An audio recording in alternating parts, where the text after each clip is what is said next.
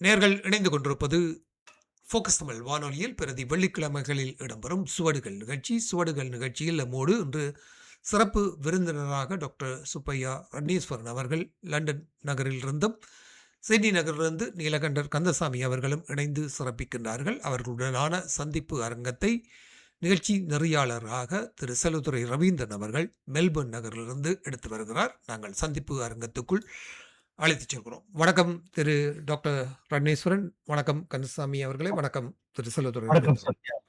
வணக்கம் டாக்டர் ரட்னேஸ்வரன். வணக்கம் கந்தசாமி. வணக்கம் சத்யபாலன். வணக்கம் நேர்கள். நான் சிறு அறிமுகம் உங்களை பற்றி செய்ய வேண்டும் என்று நினைக்கிறேன். அதன் பின்னர் நாங்கள் தொடரலாம். டாக்டர் ரட்னேஸ்வரன் பல வருடங்களுக்கு முன்பு யாழ்ப்பாணத்திலிருந்து டாக்டர் படிப்பை முடித்து தொழிலை தொடர்ந்துவிட்டு இங்கிலாந்துக்கு குடிபெயர்ந்து அங்கிலிருந்து அங்கே மருத்துவ தொழிலை நடத்தி தமிழ் சமுதாயத்தில் அக்கறைகள் கொண்டு பல செயல்களில் நீங்கள் ஊக்கம் காட்டியிருக்கிறீர்கள். அவற்றில் முக்கியமாக நீங்கள் மருத்துவர் என்றபடியால் யாழ்ப்பாணத்தில் போரினால் மக்கள் பாதிக்கப்பட்டு அவர்களுடைய மருத்துவ வசதிகள் எவ்வளவு தூரம் டிஸ்கிரிமினேட் பண்ணப்பட்டதை வித்தியாசப்படுத்தி அவர்கள் அல்லல்படுகிறார்கள் என்பதை பற்றி அடிக்கடி கட்டுரைகள் எழுதி கொண்டு வந்தீர்கள். பின்னர் 1984 ஆண்டு நினைக்கிறேன் நீங்கள் அங்கு இயங்கிய தமிழர் தகவல் நிலையம் தமிழ் இன்ஃபர்மேஷன் சென்டரில் ஒரு டைரக்டராக சேர்ந்து பின்னாளில் நீங்கள் அதனுடைய சேர்மன் ஆஃப் போர்ட் ஆஃப் டைரக்டர்ஸாக பங்கு பற்றி 2024 தான் அதிலிருந்து ஓய்வு பெற்றீர்கள். அதற்கு பின்னர் நீங்கள் அங்கு டைரக்டராக இருந்து பணியாற்றிக் கொண்டிருந்த காலகட்டத்தில் 1961 ஆண்டு திரு பொன்னையாவினால் சின்னத்தம்பி பொன்னையாவினால் எழுதப்பட்ட சத்தியாகிரக என்ற நூலை மீள்பதிவு செய்வதற்காக உங்களுடன் இயங்கிக் கொண்டிருந்த விஜயபாலனுடன் சேர்ந்து அதனை மீள்பதிவு செய்து இப்பொழுது 2026 அதை வெளியீடு செய்திருக்கின்றோம். ஆனால் அந்த புத்தகத்தை நான் பார்த்த பொழுது 1968 ஆண்டாம் வரைக்கும் நடந்த சத்தியாகிரக சம்பவங்களை தொகுத்து விரிவுபடுத்தியது மாத்திரமல்லாமல் 61 ஆண்டுக்கு பின்னரான தமிழர்களுடைய அரசியல் நெருக்கடிகள், அவர்களுடைய நடப்புகள், இவைகளையும் நீங்கள் மேம்படுத்தி ஒரு காரமான ஒரு வரலாற்று புத்தகமாக நீங்கள் அதை வெளியிட்டிருக்கிறீர்கள்.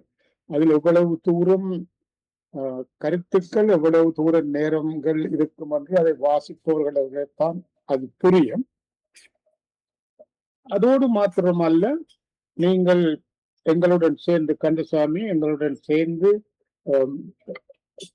தமிழ் இன்ஃபர்மேஷன் சென்டரில் இருக்கும் பொழுது எல்லா கட்சிகளும் இணைய வேண்டும், இணைந்து கொண்டு நாங்கள் ஒருமித்த வழியில் எங்களுக்கு ஒரு விடிவை தேட வேண்டும் என்று சொல்லி இந்திய பிரதமர் நரேந்திர மோடிக்கு ஒரு சமர்ப்பணம் தமிழ் இன்ஃபர்மேஷன் சென்டர் எல்லோரும் தமிழ் கட்சிகள், தமிழ் மக்கள் எல்லோரும் சேர்ந்து செய்வதாக ஒரு சமர்ப்பணத்தில் தயாரிப்பதில் ஈடுபட்டிருந்த அந்த சமர்ப்பணத்தையும் எடுத்தீர்கள்.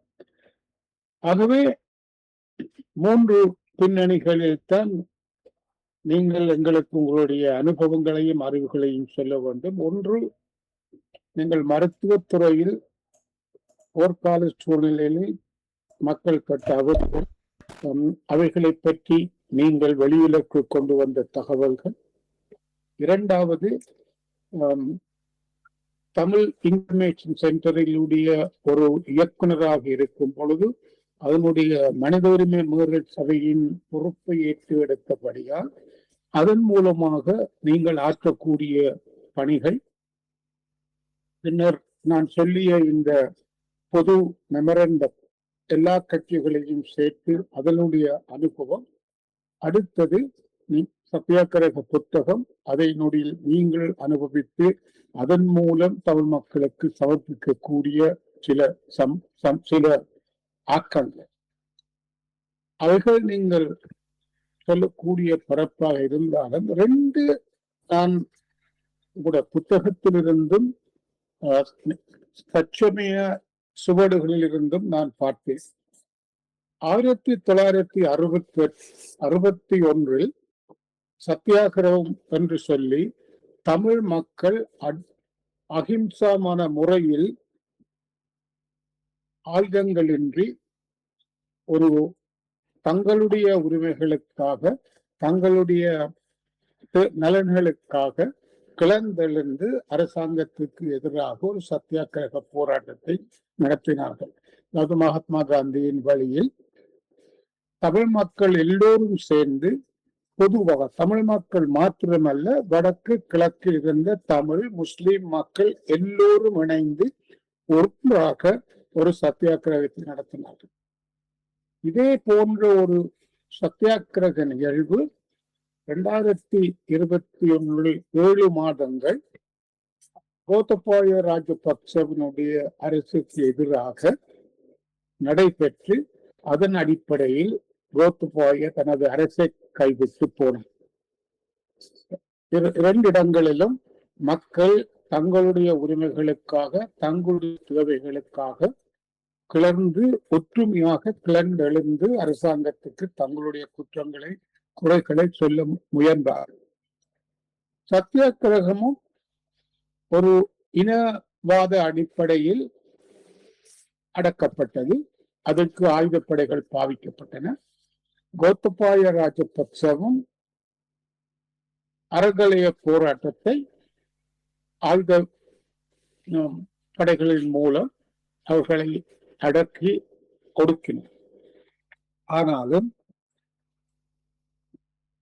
நிகழ்வுகள் தொடர்ந்து நடந்து கொண்டிருக்கின்றன.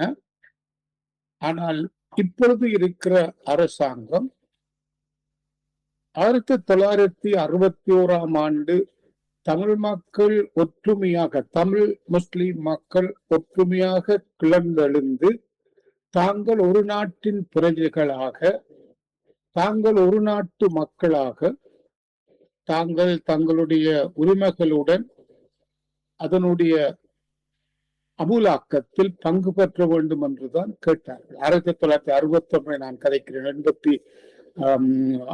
76 அல்லது அதற்கு பின்னர் காலகட்டத்தை நான் பேசவில்லை, 61. அதாவது நீங்கள் பாவித்த வார்த்தைகளை அல்லது பொன்னையா பாவித்த வார்த்தைகளை பார்க்கின்றால் அதை ஆங்கிலத்தில் சொல்லிவிட்டு தமிழ்படுத்துகிறேன். Tamils wanted opportunities within the administration of the economy and strive for a meritocratic, அதாவது தகுதியின் அடிப்படையிலான ஒரு சமுதாயத்தை with no discrimination.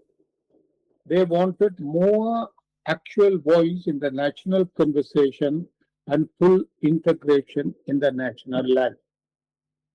அதாவது தமிழர்கள் தங்களுக்கு அரசாங்கத்தின் அட்மினிஸ்ட்ரேட்டிவ் செயல்முறைகளில் சந்தர்ப்பங்கள் வேண்டுமென்றும் அதனுடைய எக்கனாமிக், அதாவது வளங்களில் தாங்கள் பங்கு பெற்ற வேண்டும் என்றும் தகுதி அடிப்படையில் ஆன ஒரு சமுதாயமும் அது டிஸ்கிரிமினேஷன் இல்லாது அரசாங்கத்துடன் சேர்ந்து இயங்குகிற ஒரு உரிமைகள் தங்களுக்கு இருக்க வேண்டும் என்றுதான் 1961 அவர்கள் கேட்டார்கள். இப்பொழுது அரசாங்கம் அதைத்தான் திரும்பி சொல்லுகிறது, இந்த வார்த்தைகளைத்தான் சொல்லுகிறது. ஆனால் இன்றைக்கும் உள்ள சூழலும் அப்படியான ஒரு சமுதாயத்தை கட்டி எழுப்பக்கூடிய சந்தர்ப்பங்கள் உண்டா? அது ஒரு கேள்வி என்னுடைய. அடுத்தது, தற்சமயத்தம் இந்த பிளேவர் எல்லா யூடியூப்புகள், எல்லா வானொலிகள், எல்லா ஊடகங்களினுடைய ஒரு பிளேவர் என்னென்று சொன்னால், நடந்தவைகளை மறந்து நாங்கள் தமிழ் மக்கள் முன்னேறி போக வேண்டும். ஆகவே அதற்காக பொருளாதார அபிவிருத்தியிலும் மற்றவற்றிலும் அக்கறை கொண்டு அதற்காய திட்டங்களை தீட்டி முன்னேறுவதுதான் வழி என்ற ஒரு கருத்தும் வருகிறது. அந்த நிலையில் மிகவும் அனுபவசாலியான நீங்கள், முதலாவது புலம்பெயர் தேசத்திலிருந்து பலரோடு உறவாளியவர்கள், உங்களுடைய அனுபவங்களில் நாங்கள் செய்யக்கூடியவை என்ன? இதுதான் இந்த பரம் நான் கேட்க விரும்புகிற பரம். இதில் நீங்களும் கந்தசாமியும் கருத்துக்களை சொல்லலாம். சொல்லுங்க. வணக்கம் ரவி, சத்யா, கந்தா. உங்களை பார்க்க சந்தோஷமா இருக்கு இந்த ஸ்கிரீன்ல. என்னுடைய முக்கிய எங்களுடைய சரித்திரங்கள் மறக்கப்படுகின்றன. கிட்டையில் ஒரு சமூக வலயத்தில் ஒரு அம்மா கதைச்சிருந்தா எப்படி அந்த 2009 ஆண்டு நடந்த சண்டையில பற்றி கூட நாங்கள் மறந்துட்டோம் உண்டு. 1956க்கு பிறகு தமிழுடைய தமிழ் அரசியல் பெரிய மாற்றத்தை அடைந்தது. அது முக்கியமாக சிங்கள சட்டம், சிங்களம் தான் தனியான சட்டம் என்றதும், அதுக்கு முன்பு தமிழக சத்தியாகிரகமும் ஒரு புது அத்தியாயத்தை தமிழ் மக்களுக்கு ஏற்படுத்தியது. அதன் பின் அவர்கள் பண்டாரநாயக்கா கொலை செய்யப்பட்டு மிஸ்ஸஸ் பண்டாரநாயக்கா வந்த பிறகு அவ 1961 ஆண்டு ஜனவரி மாதம் 1ஆம் தேதி வடகிழக்கு மாகாணம் முழுக்க சிங்களத்தை அமுல்படுத்த வேண்டும், அதாவது கோட் சுடக்கம் எல்லாரும் தமிழ் சொன்னார். அப்பொழுது அந்த அரசாங்கத்தை கொண்டு வரதுக்கு முக்கியமாக காரணமாக இருந்த தமிழக கட்சியின் உதவியுடன் தான் யுஎம்னி கவர்மெண்டை தோற்கடித்து ஸ்ரீமாவை எலெக்ஷனுக்கு போனார். ஆனால் அவர் ப்ராமிஸ் பண்ணது பண்டா செல்வா ஒப்பந்தத்தை தான் அரசாங்கத்துக்கு வந்தவுடன் அமல்படுத்துவேன். வந்தவுடன் அதை மறந்து தமிழக கட்சி கொடுத்த வாக்குறுதி எல்லாத்தையும் மறந்து அந்த சட்டத்தை, சிங்களம் ஒன்லி என்ற சட்டத்தை அவங்களோட தொடக்கிட்டார்கள். அப்பொழுது தமிழக கட்சிக்கு இருந்த ஒரு வழி, ஏதாவது சாத்வீகமாக ஒரு போராட்டத்தை நடத்த வேண்டும். அது அந்த 1961 ஆண்டு ஒரு 3 மாசத்துக்கு மேல் நடந்த சத்தியாகிரகம் மிகவும் சிங்கள மக்கள் மாத்திரமல்ல, முஸ்லிம்களும் சிங்கள மக்களும் அதுக்கு முக்கியமான ஆதரவு கொடுத்தார்கள். பிரதியான யூனிவர்சிட்டி அகாடமிக் ஆக்கள், அதாவது பிஷப் விக்ரமசிங்க தொடக்கம் எல்லாரும் அதுக்கு சப்போர்ட் பண்ணியிருந்தார்கள். லிபரல் சிங்களீஸும் அதுக்கு முக்கியமான ஆதரவு கொடுத்திருந்தார்கள். அதாவது மொழியை அவைக்கு தமிழ் மக்கள் தீர்த்துவது முளை அல்ல என்று சொல்லி. ஆனால் அரசாங்கம் என்ன செய்தது, இவர்களுடைய சத்தியம் நடக்கிற பொழுது மிஸ் பண்டாரநாயக்கா காமன்வெல்த் கான்ஃபரன்ஸுக்கு லண்டனுக்கு வாரா. அவ வரும் மட்டும் தமிழக கட்சி பொறுமையா பார்த்து கொண்டிருந்தது. அவ ஒரு தீர்வுக்கு வருவான். அப்படி அவன் அவருடைய வானொலி பேச்சில மிகவும் ஒரு ஆர்வமாகத்தான் பேசியிருந்தா. அதுக்கு வழியும் இல்லாமல் தமிழக கட்சி இந்த சத்தியாகிரகத்தை எப்படி அடுத்த கொண்டு போறேன்னு, அதாவது முத்திரை போராட்டத்தை தொடங்கினார்கள். அது முக்கியமாக பி நவரத்னனுடைய ஐடியா. அதை தொடங்கினார்கள். அதை நீங்கள் மகாத்மா காந்தி இந்த சோல்ட் மார்ச் ஒப்பிட்டு பார்க்கலாம். அதில் சட்டத்துக்கு எதிராக அதை எதிர்த்தார்கள். அது உடனே இதை அடுத்த உடனே கலம்பு பத்திரிகைகள் எல்லாம் பொய்யான விமர்சனங்களை செய்து அதற்கு அரசாங்கம் உடனடியாக டாட்டாக 400 ஆர்மி ஆட்களை அனுப்பி யாழ்ப்பாணத்துல எல்லாருக்கும் டாட்டாக அந்த பொம்பளைகள் ஆம்பளை எல்லாரையும் அடிச்சு கலைச்சு இதை மிகவாக இந்த புத்தகத்துல நாங்கள் எழுதின சத்தியாகிரகத்துல நடேசன் செனட்ல வடிவாக விமர்சிக்கிறார். இது செனட் ரெக்கார்ட்ல இருக்கு. மற்ற நாங்க இப்ப போட்ட சத்தியாக பகுதியிலும் வடிவாக போட்டிருக்கிறோம். அதன் பின்பு இவர்கள் டாட்டாக இவர்களை அரெஸ்ட் பண்ணி பனாகுட கேம்ப்ல 6 மாசத்துக்கு மேல வச்சிருந்தார்கள். இந்த ரெக்கார்டை பொன்னையா அவரும் ஒரு அட்வொகேட் மிகவும் வடிவாக எழுதியிருந்தார். ஆனால் அது 63ஆம் ஆண்டு யாழ்ப்பாணத்துல பிரதிக்கப்பட்ட இந்த புத்தகம் உங்களுக்கு தெரியுதோ தெரியாது, மிகவும் 200 பக்கங்கள்ல விஷயங்களை மிகவும் அடக்கமாக போட்டிருந்தார். ஆனா அவருக்கு தேவையான ரெஃபரன்ஸோ அதுக்கு அறிகுறிகளை அவர் தரவில்லை.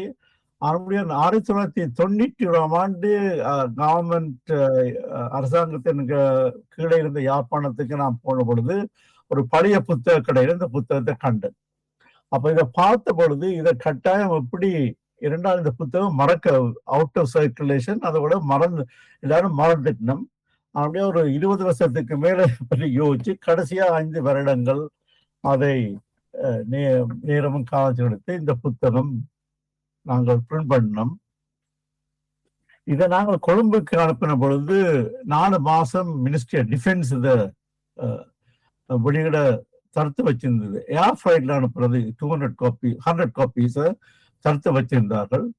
பிறகு அங்க என்ன புதினம் என்றால் அந்த 100 காப்பியும் கிளம்பில விற்பட்டு போச்சது. அப்ப வேற 100 காப்பி இருந்தாலும் நான் இப்ப அதை கப்பல் அனுப்பினோம். இப்ப 4 மாசமாக அந்த புத்தகங்களை தரவரிசை வச்சிருக்கிறார்கள். இன்னும் அந்த புத்தகங்கள் வெளியிட மினிஸ்ட்ரி ஆஃப் டிஃபென்ஸோட இல்லை. சில முக்கியமாக என்ன இந்த புத்தகத்தை செய்யற பொழுது நான் அறிந்தது என்னவென்றால், எப்படி அந்த டொனமோ கான்ஸ்டிடியூஷன் வந்தது. அந்த டொனமோ கான்ஸ்டிடியூஷன் 2 வாக்குகளால தான் அது வெற்றி பெற்றது. முழு தமிழர்களும் முஸ்லிம்ஸும் அந்த டொனமோ கான்ஸ்டிடியூஷனை எதிர்த்திருந்தார்கள். ஆனால் அந்த டொனமோ கான்ஸ்டிடியூஷன் தான் எங்களோட பிற்கால அரசியலுக்கு ஒரு அடித்தளமாக இருந்தது. அது என்ன நடந்தது என்றால், அதாவது பெரும்பான்மை மக்களுக்கு அதிகாரத்தை அவர்களுக்கு ஒரேடியாக கொடுத்து விட்டார்கள். அதுக்கு பின்பு நடந்தது அரசியல். ரவியும் கந்தசாமியும் அதை பற்றி காய்க்கலாம் சொல்லலாம். ஆனால் அது மாத்திரமில்ல, அந்த 61ஆம் ஆண்டு ஆர்மியை முதல் முறையாக யாழ்ப்பாணத்துக்கு அனுப்புவது 61. அதுக்கு பிறகு ஆர்மி வடகிழக்கு மாகாணங்களிலிருந்து எண்ணம் உண்டு. 2வது, அந்த டைம்ல ஆர்மி செய்த அட்டூழியங்களை பற்றி நாங்கள் மறந்து விட்டோம். அந்த நேரத்தில் தே டிக்ளேர்ட் எமர்ஜென்சி கர்ஃபியூ. அந்த நேரத்தில் கன பேர் மருந்து கிடைக்காம ஹாஸ்பிட்டலுக்கு போக முடியாம சேர்த்திருக்கிறார்கள்.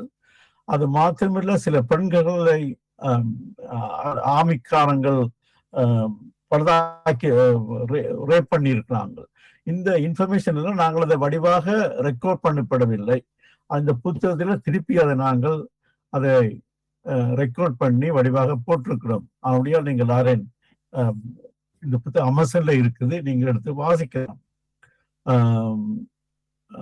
இது இந்த பின்னணி என்னவென்றால், இந்த அரசியல்ல நாங்கள் தமிழ் மக்கள் எவ்வளவு தூரம் விவேகமாக நடந்து கொள்ளவில்லை, எங்களுடைய அரசியல்வாதிகள் எப்படி விவேகமாக நடந்து கொள்ளவில்லை என்பதை நாங்கள் அறிந்து கொள்ளலாம்.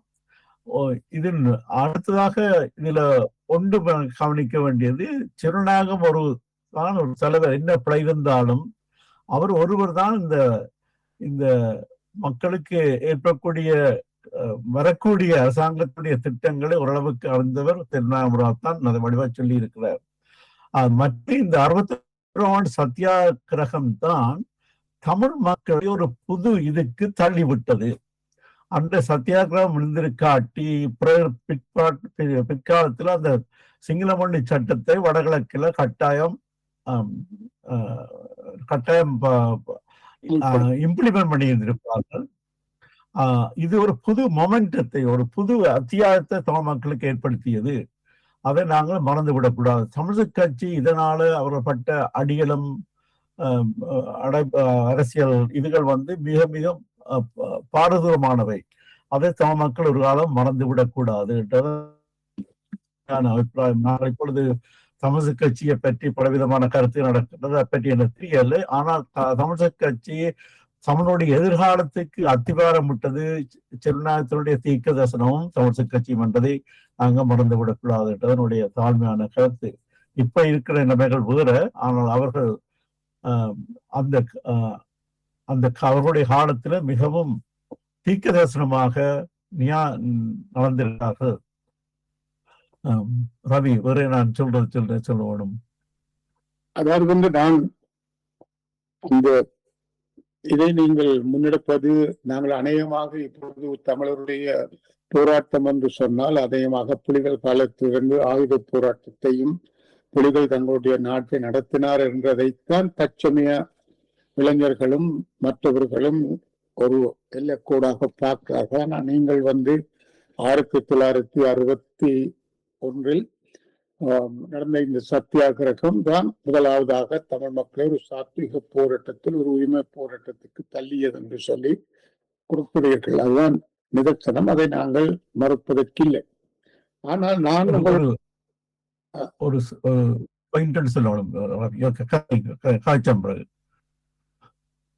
சொல்லட்டுமா? சொல்லுங்க.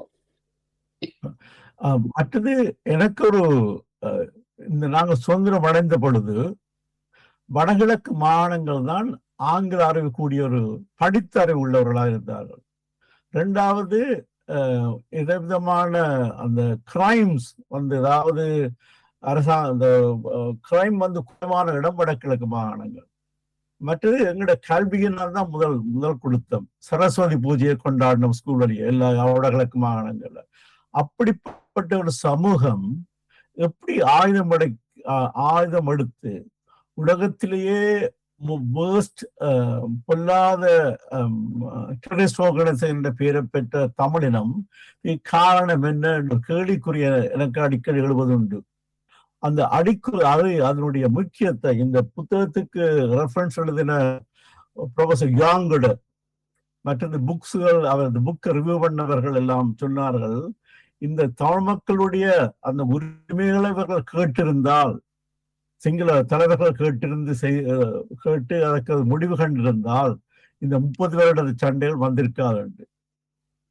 அந்த நேரத்தில் புறப்பாட்டி தமிழ்நாடு கேட்கவில்லை. அந்த சிங்கள மக்கள் சில அறிஞர்கள் ஒத்துக்கொள்கிறார்கள். அந்த புத்தகம் நாங்கள் கோட் பண்ணியிருக்கிறோம். தமிழர் கட்சி தமிழ்நாடு கேட்கவில்லை, தமிழ்நாடு அவர்களுக்கு வரவில்லை அந்த நேரத்துல. அப்படிப்பட்ட ஒரு சமூகம், அப்படி ஒரு ஆயுத போராட்டம் மாத்திரம் இல்லை, உலகத்திலேயே மோசமான ஒரு ஆயுத போராட்டம் உள்ள ஒரு குழுக்கள் நாங்கள் என்று சொல்லி பெருப்பதற்கு காரணமானது என்ன காரணம்? இதை நாங்கள் தமிழ் மக்கள் எங்களை நாங்கள் குறை சொல்லலாமா? பெரும்பாலான மக்கள், சிங்கள மக்கள் எங்களுக்கு செய்த அநீதியால நாங்கள் இப்படி வந்தோமான்ற ஒரு கேள்வி இருக்கிறது. ரவி, உங்களோட. அதாவது நான் உங்களுக்கு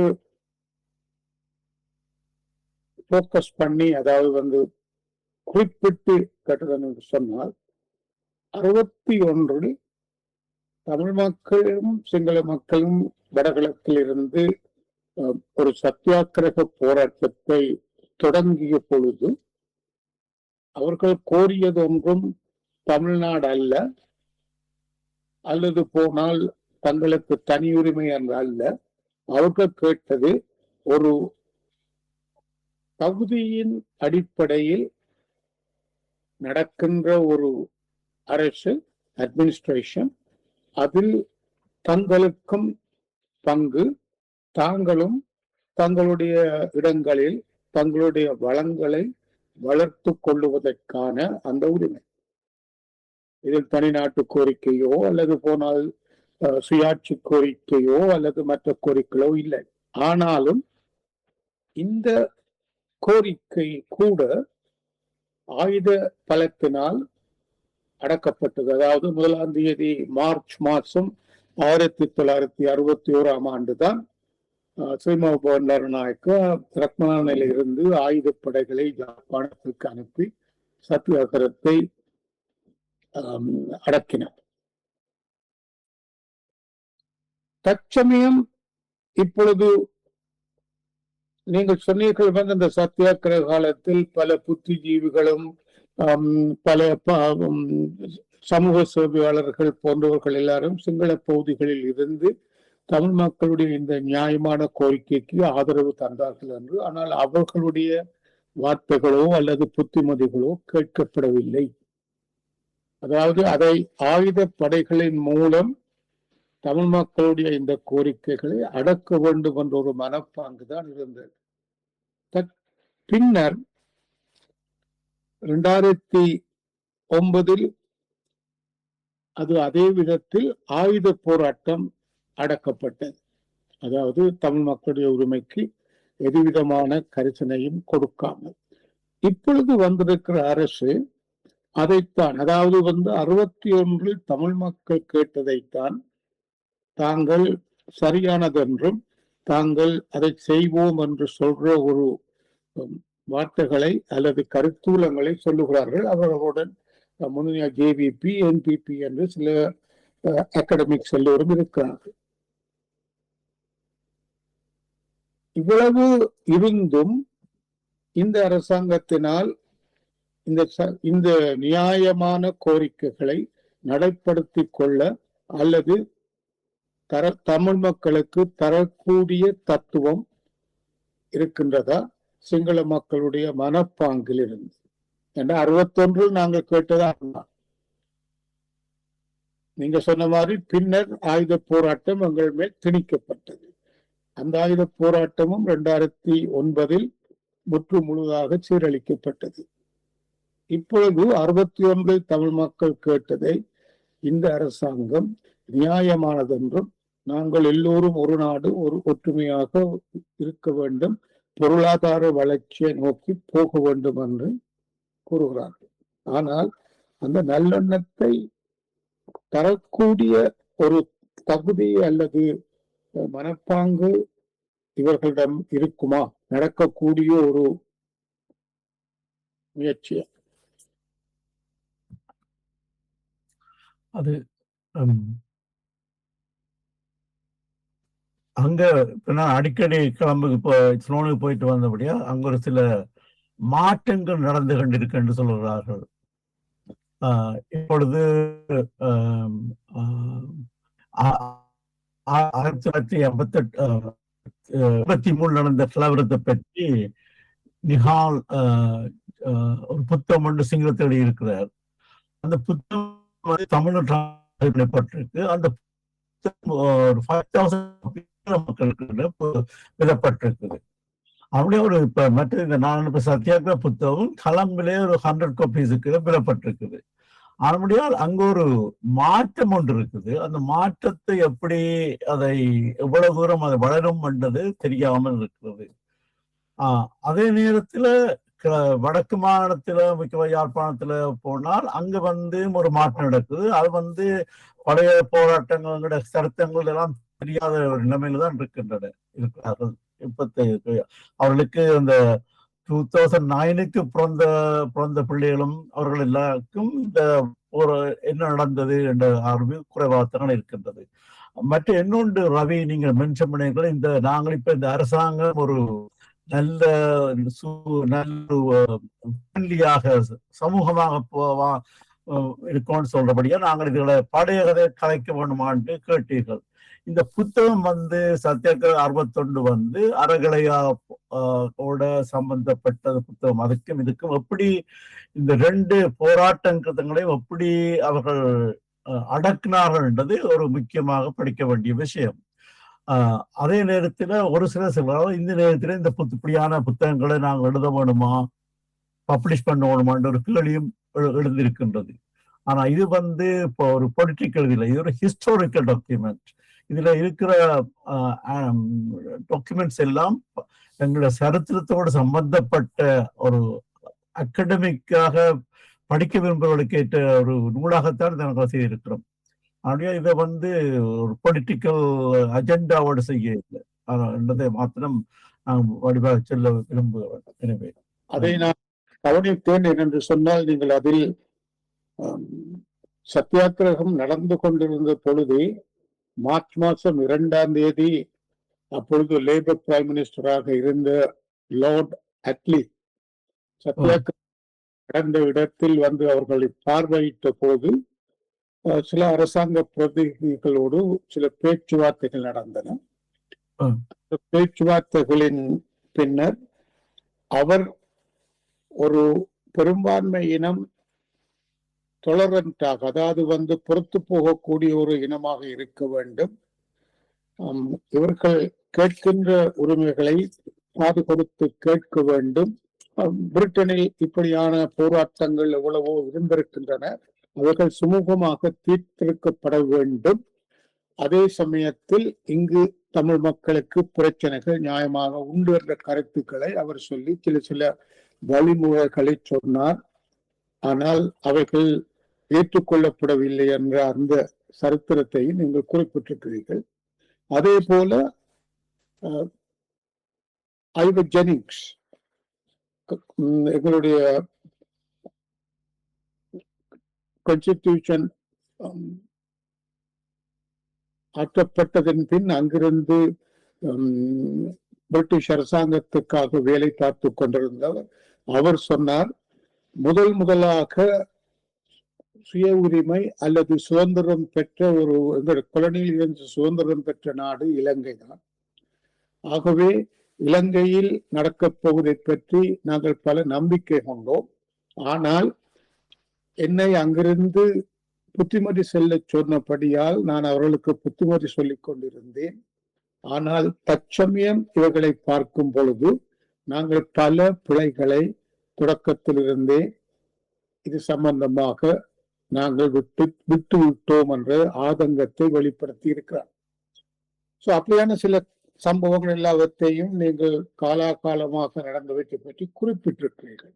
ஆனால் இந்த கோயிலிலிருந்து கந்தசாமியும் இணைந்து பதிலளிக்கலாம் நினைக்கிறேன். தற்சமயத்தில் இன்ஸ்டிடியூட் ஆஃப் ஹெல்த் பாலிசி என்ற ஒரு நிறுவனம் இலங்கையில் நடத்திய ஒரு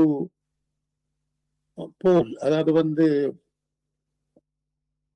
தமிழ் என்னென்ற போல் என்று சொன்னால் ஒரு கணக்கெடுப்பில் தற்சமயத்துக்கு அனுரகுமார திசநாயக்க 75.5% பாப்புலாரிட்டியில் இருப்பதாகவும் எதிரணி 23.3 அளவே வாக்காளர்களிடையே ஆதரவை பெறுகிறது என்றும் ஒரு விதமான ஒப்பீனியனும் இல்லாமல் 1.3 மக்கள் இருக்கின்றார்கள் என்றும் குறிப்பிடுகிறது. அதே சமயத்தில் சஜித் பிரேமதாசாவுக்கு 29.4 ஆதரவு இருக்கின்றது என்றும், ஆனால் சஜித் பிரேமதாசாவுக்கு எதிராக 69.1% மக்கள் எதிர்பார்க்கிறார்கள் என்றும், எந்த விதமான அபிப்பிராயமும் இல்லாமல் 5.7% இருக்கின்றார்கள் என்றும் அந்த போல் கருத்து வெளியிட்டிருக்கிறார். அதே சமயத்தில் மலையக மக்கள் பகுதியில் உறவுக்குரிய ஆதரவு 94.4 இருப்பதாகவும், முஸ்லிம் மக்களிடையே 93% இருப்பதாகவும், சிங்கள மக்களிடையே 69.9 இருப்பதாகவும் குறிப்பிடுகிறது. ஏகேடிக்கு பொதுவாக 75% இருந்தாலும் சிங்கள மக்களிடையே 69.9 தான் அவருடைய தற்சமய ஆதரவு நிலை. இது அவர்கள் தேர்தலுக்கு வந்ததன் பிறகு மிக கணிசமாக குறைந்திருக்கிறது. அதே போல centre for policy of alternative என்று பாக்கியசோதி சரணவகுத்து நடத்துகின்ற ஒரு போலில் அனுரகுமார திசாநாயக்கவுக்கு 75% 5% ஆன ஆதரவு பொதுவாக இருப்பதாகவும், ஆனால் அவருக்கு 80% ஆதரவு தமிழ் மக்களுடைய இருக்கின்றும் 84.5 முஸ்லிம் மக்களிடையே இருப்பதாகவும் 90% மலையக மக்கள் மீது இருப்பதாகவும் அவர் கருதுகிறார். ஆனால் அவருடைய தரப்பின்படி அனுராக் குமாரசேகருக்கு 56% சிங்கள மக்கள் பகுதியில் இருக்கு என்று சொல்கிறார். அப்படி பார்க்கும் பொழுது அனுராக் குமாரதிஸ்நாயகவுக்கு பெரும்பான்மை மக்களிடம் ஆதரவு பரவாக குறைந்திருக்கின்றது என்பதை கணிக்கக்கூடியதா இருக்கிறது. ஒன்று, எதிர்கட்சிகள் அல்லது இனவாதங்களின் தூண்டுதல்களினால் இவர் தமிழ் மக்களுக்கு ஆதரவினால் தமிழ் மக்களுக்கு சாதகமானவற்றை செய்வார் என்ற அந்த பயத்தில் அந்த ஆதரவு குறைகிறதா? அப்படி ஆதரவு குறைந்து கொண்டு வந்தால் இந்த சிங்கள பௌத்த வாக்குகளை சேகரிப்பதற்காக பழையபடி இவரும் பழைய தலைவர்கள் மாதிரி இந்த வாக்குறுதிகளை எதுவும் நிறைவேற்றக்கூடிய சந்தர்ப்பங்கள் கிடைக்குமா, அல்லது நாங்கள் பழையபடி அதே சந்தியில் தான் நிற்போம்? ரவி, கந்தா வில் ஆன்சர் சொல்லுவார் நினைக்கிறேன். என்னுடைய அனுபவம், கொழும்பு யாழ்ப்பாணம் போயிட்டு வர அனுபவம் என்னென்றால், அங்க அனுராவுக்கு ஏதாவது வர்க்க ரீதியான அந்த கிரௌட் ஒன்று அவருக்கு எதிராக இருக்கின்றது. இரண்டாவது, ஜேவிபி செய்த அநியாயங்களை பற்றிய வெறுப்புள்ள ஒரு சிங்கள ஆட்களும் இருக்கிறார்கள். படித்தவர், முக்கியமா படித்த வர்க்கமும் முக்கியமா பணம் உள்ளவர்களும் அந்த வர்க்க ரீதியானவர்கள் அனுராவுக்கு எதிரான இதுல இருக்கிறார்கள். அதை சேர்த்துத்தான் பார்க்கணும். இந்த இதை விட அந்த 2 முக்கிய காரணம் இருக்கின்றது.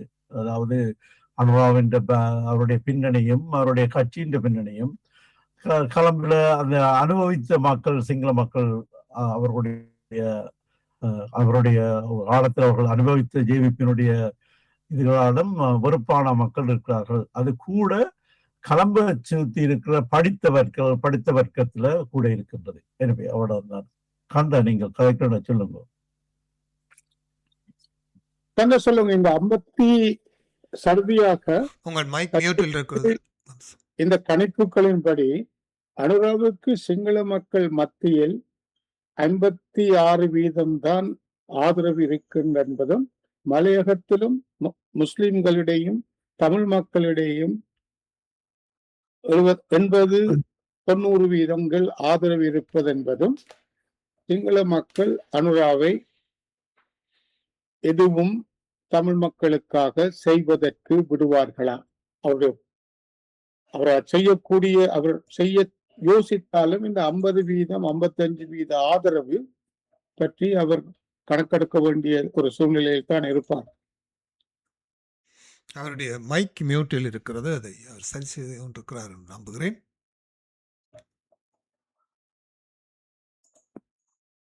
அதான் உங்களுடைய மைக் மியூட்ல இருக்கு.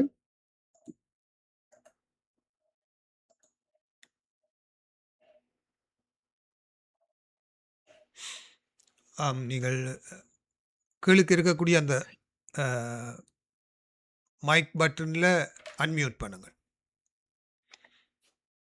கூகுள் மீட்டில் கீழுக்கு பார்த்தீர்கள் என்றால் மைக் ஒரு சிம்போல் இருக்கும். அந்த சிம்போல்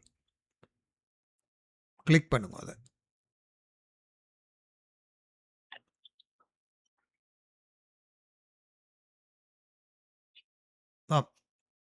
சரி வருகிறதா? இல்லை, இன்னும் சரி வரவில்லை. கீழுக்கு அந்த ரெட் பட்டனுக்கு இடப்பக்கமாக அவர் மீண்டும் இணைவார் என்று நம்புகிறேன். அவர் வெளியேறிவிட்டார், மீண்டும் வருவார் என்று நம்புகிறேன். நீங்கள் குறிப்பிட்டீர்கள் டாக்டர், அதாவது படித்தவர்கள் மத்தியில் இந்த செல்வாக்கு அதிகமாக இருப்பதாக. பாமர மக்கள் குறைவாக இருக்கு, குறைவாக. குறைவாக இருக்கிறது சொல்லுகிறீர்கள். ஆமா, ஆமா. ம். இப்ப அதுக்கு என்ன காரணம் ஒரு அது? கிளாஸ் ஸ்ட்ரக்சர் அதுல இப்ப என்னோட எங்களோட எங்களோட வயசா 77, 77 வேலை செய்யற சில மருத்துவர்களை கேட்டா, சிங்கள மருத்துவர்களை கேட்டா, அவர்கள் இந்த அனுராவை ஜேவிபிய அனுரான் இல்லை ம். ஜேவிபிய முற்றாக இருக்கிறார்கள். ஏனென்றால் அவர்கள் செய்த இதுகள் மிகவும் மோசமான வேலைகள். ம். அரசியல் அந்த ஒரு எதிர்ப்பு சரியான எதிர்ப்பு கொண்டிருக்கின்ற ஒரு படித்த வர்க்கத்துல. ஆனா புது இளமுறைகள் இளமாக்கள் இப்ப நான் இப்போ இந்த டாக்ஸிக்காரங்கள் அவங்க எல்லாம் அவங்க ஒரு பக்கம்தான். ஆனா படித்த வர்க்கம் மற்ற இந்த இன்ஃபுலேஷன் சிங்களீஸ் கம்யூனிட்டி இன்னும் அனுராவ ஜேவிபியை நம்பாத திராவிடா தான். ம். ம். ம். அதாவது இன்றும் எப்படி சொல்வது, இன்றும் ஜேவிபி தரப்பினர் என்பது தமிழ் சிங்கள மக்கள் மத்தியிலே அது தொடர்பான அந்த பய உணர்வு என்பது இருக்கிறது என்று எடுத்துக்கொள்ளலாம். ஓமோ ஓமோ ம். ம். ம். அதாவது இப்போது வருகிற இந்த இளைய தலைமுறையினுடனான புதிய அரசியல் போக்கை நீங்கள் எப்படி பார்க்குறீர்கள்? அதாவது இன்றைக்கு இருக்கக்கூடிய இளைய தலைமுறையினர் இப்போது தமிழ் பகுதிகளிலே இருக்கக்கூடிய புதிய பாராளுமன்ற உறுப்பினர்கள் பல பேர் பல பிரச்சனைகளை உருவாக்குவது போன்ற விடயங்களை நீங்கள் அவதானிக்கும் போது உங்களுக்கு இன்றைய இளைய தலைமுறையினர் நீங்கள் ஏற்கனவே குறிப்பிட்டது போல இந்த சத்தியாகிரக நடவடிக்கைகள் போன்றவற்றை அறியாதவர்களாகவும் எல்லோருமே புலிகளுடைய அரசியல் தான் தமிழர்களுடைய அரசியல் என்பது போலவும் நடந்து கொள்வது தொடர்பாக என்ன கருத்து தெரிவிக்க விரும்புகிறீர்கள்? இப்ப யூனிவர்சிட்டியை பொறுத்த வரையில அந்த இது அதாவது புலிகள் இயக்கத்தை சேர்ந்த ஒரு சிலர் இந்த ஸ்டூடெண்ட் யூனியன் அதுகளை கண்ட்ரோல் பண்ணுவதாக இப்ப இந்த புத்தகம் ஜெஃப்னா யூனிவர்சிட்டியில லான்ச் பண்ணது. அப்ப ப்ரொஃபஸர் ஃப்ரம் கொலம்பு யூனிவர்சிட்டி அப்படி கணக்கு கதைச்சிட்டோம். ஆனா அதுல இன்னொரு லோயர், அவரோட பேர் ரவி, இன்னொரு கொலம்பு லோயர் அரியலிங், ஒரு லேடி லோயர், அவ தமிழ் லேடி. அவ அறகலைக்காலெல்லாம் 3 வேலை செய்தப்போ அவ வாரவண்ட உடனே ஒரு பெரிய நோட்டீஸ்களும் இது நாங்க ப்ரொடெஸ்ட் பண்ண போறோம். அதாவது இந்த யூனிவர்சிட்டியில இத பின்னணியிலிருந்து செய்யறது சில எல்டிடியோட சம்பந்தப்பட்ட ஆட்கள் தான் இந்த அரசியலை செய்கிறார்கள். அது மாத்திரமில்ல, இந்த போயாடையில எரிச்சார்கள் இல்ல, இது அங்க ஒரு பின்தங்கிய விளக்கமில்லை. இந்த சண்டைக்கு பிறகு யாழ்ப்பாணத்து மக்கள் மிக குறுகிய வட்டத்துல வந்திருக்கிறார்கள். இன்னும் இந்த சாதி நான் கைச்சில நார்ந்த கிராமத்திலிருந்து வாரேன். நான் அங்க எல்லாம் இந்த சாதி என்றது இன்னும் இருக்குது, துடிப்பா தான் இருக்குது. இருந்தோ நாங்கள் அதை வென்றாலும் அந்த உள்ளுக்கெல்லாம் அந்த துவேஷங்கள் இன்னும் இருக்கத்தான் செய்யுது. அதாவது நாங்கள் ஆகவும் பின்னுக்கு போயிட்டுமே ஒழிய சண்டைக்கு பிறகு ஒரு புரோகிரசிவான முன்னுக்கு வார இனமாக என்ன நாங்கள் அது விடுதலை புலிகளுடைய காலத்தில் சாதி மத இந்த வேறுபாடுகள் எல்லாம் பின்தள்ளப்பட்டு விடுதலை ஒன்றே நோக்கம் என்று போராட்டத்துக்காக முனைப்பு காட்டியபடியால் இவர் கவனிக்கப்படவில்லை. ஆனால் தொடர்ந்து வந்த 17 ஆண்டுகளில் எங்களுடைய அரசியல்வாதிகளின் கவனங்களினாலும் அவர்கள் தங்களுடைய இடங்களை பிடித்துக் கொள்ள வேண்டும் என்பதற்காக இந்த சாதியம் மதம் என்ற பேதங்களை வளர்த்து திரும்ப யாழ்ப்பாணத்தை பழைய சாதிய முறைக்கு கொண்டு வருகிறார்கள் என்று குற்றம் சாட்டுகிறார்கள். அதுல இது உண்மை இருக்குமா? நீங்கள்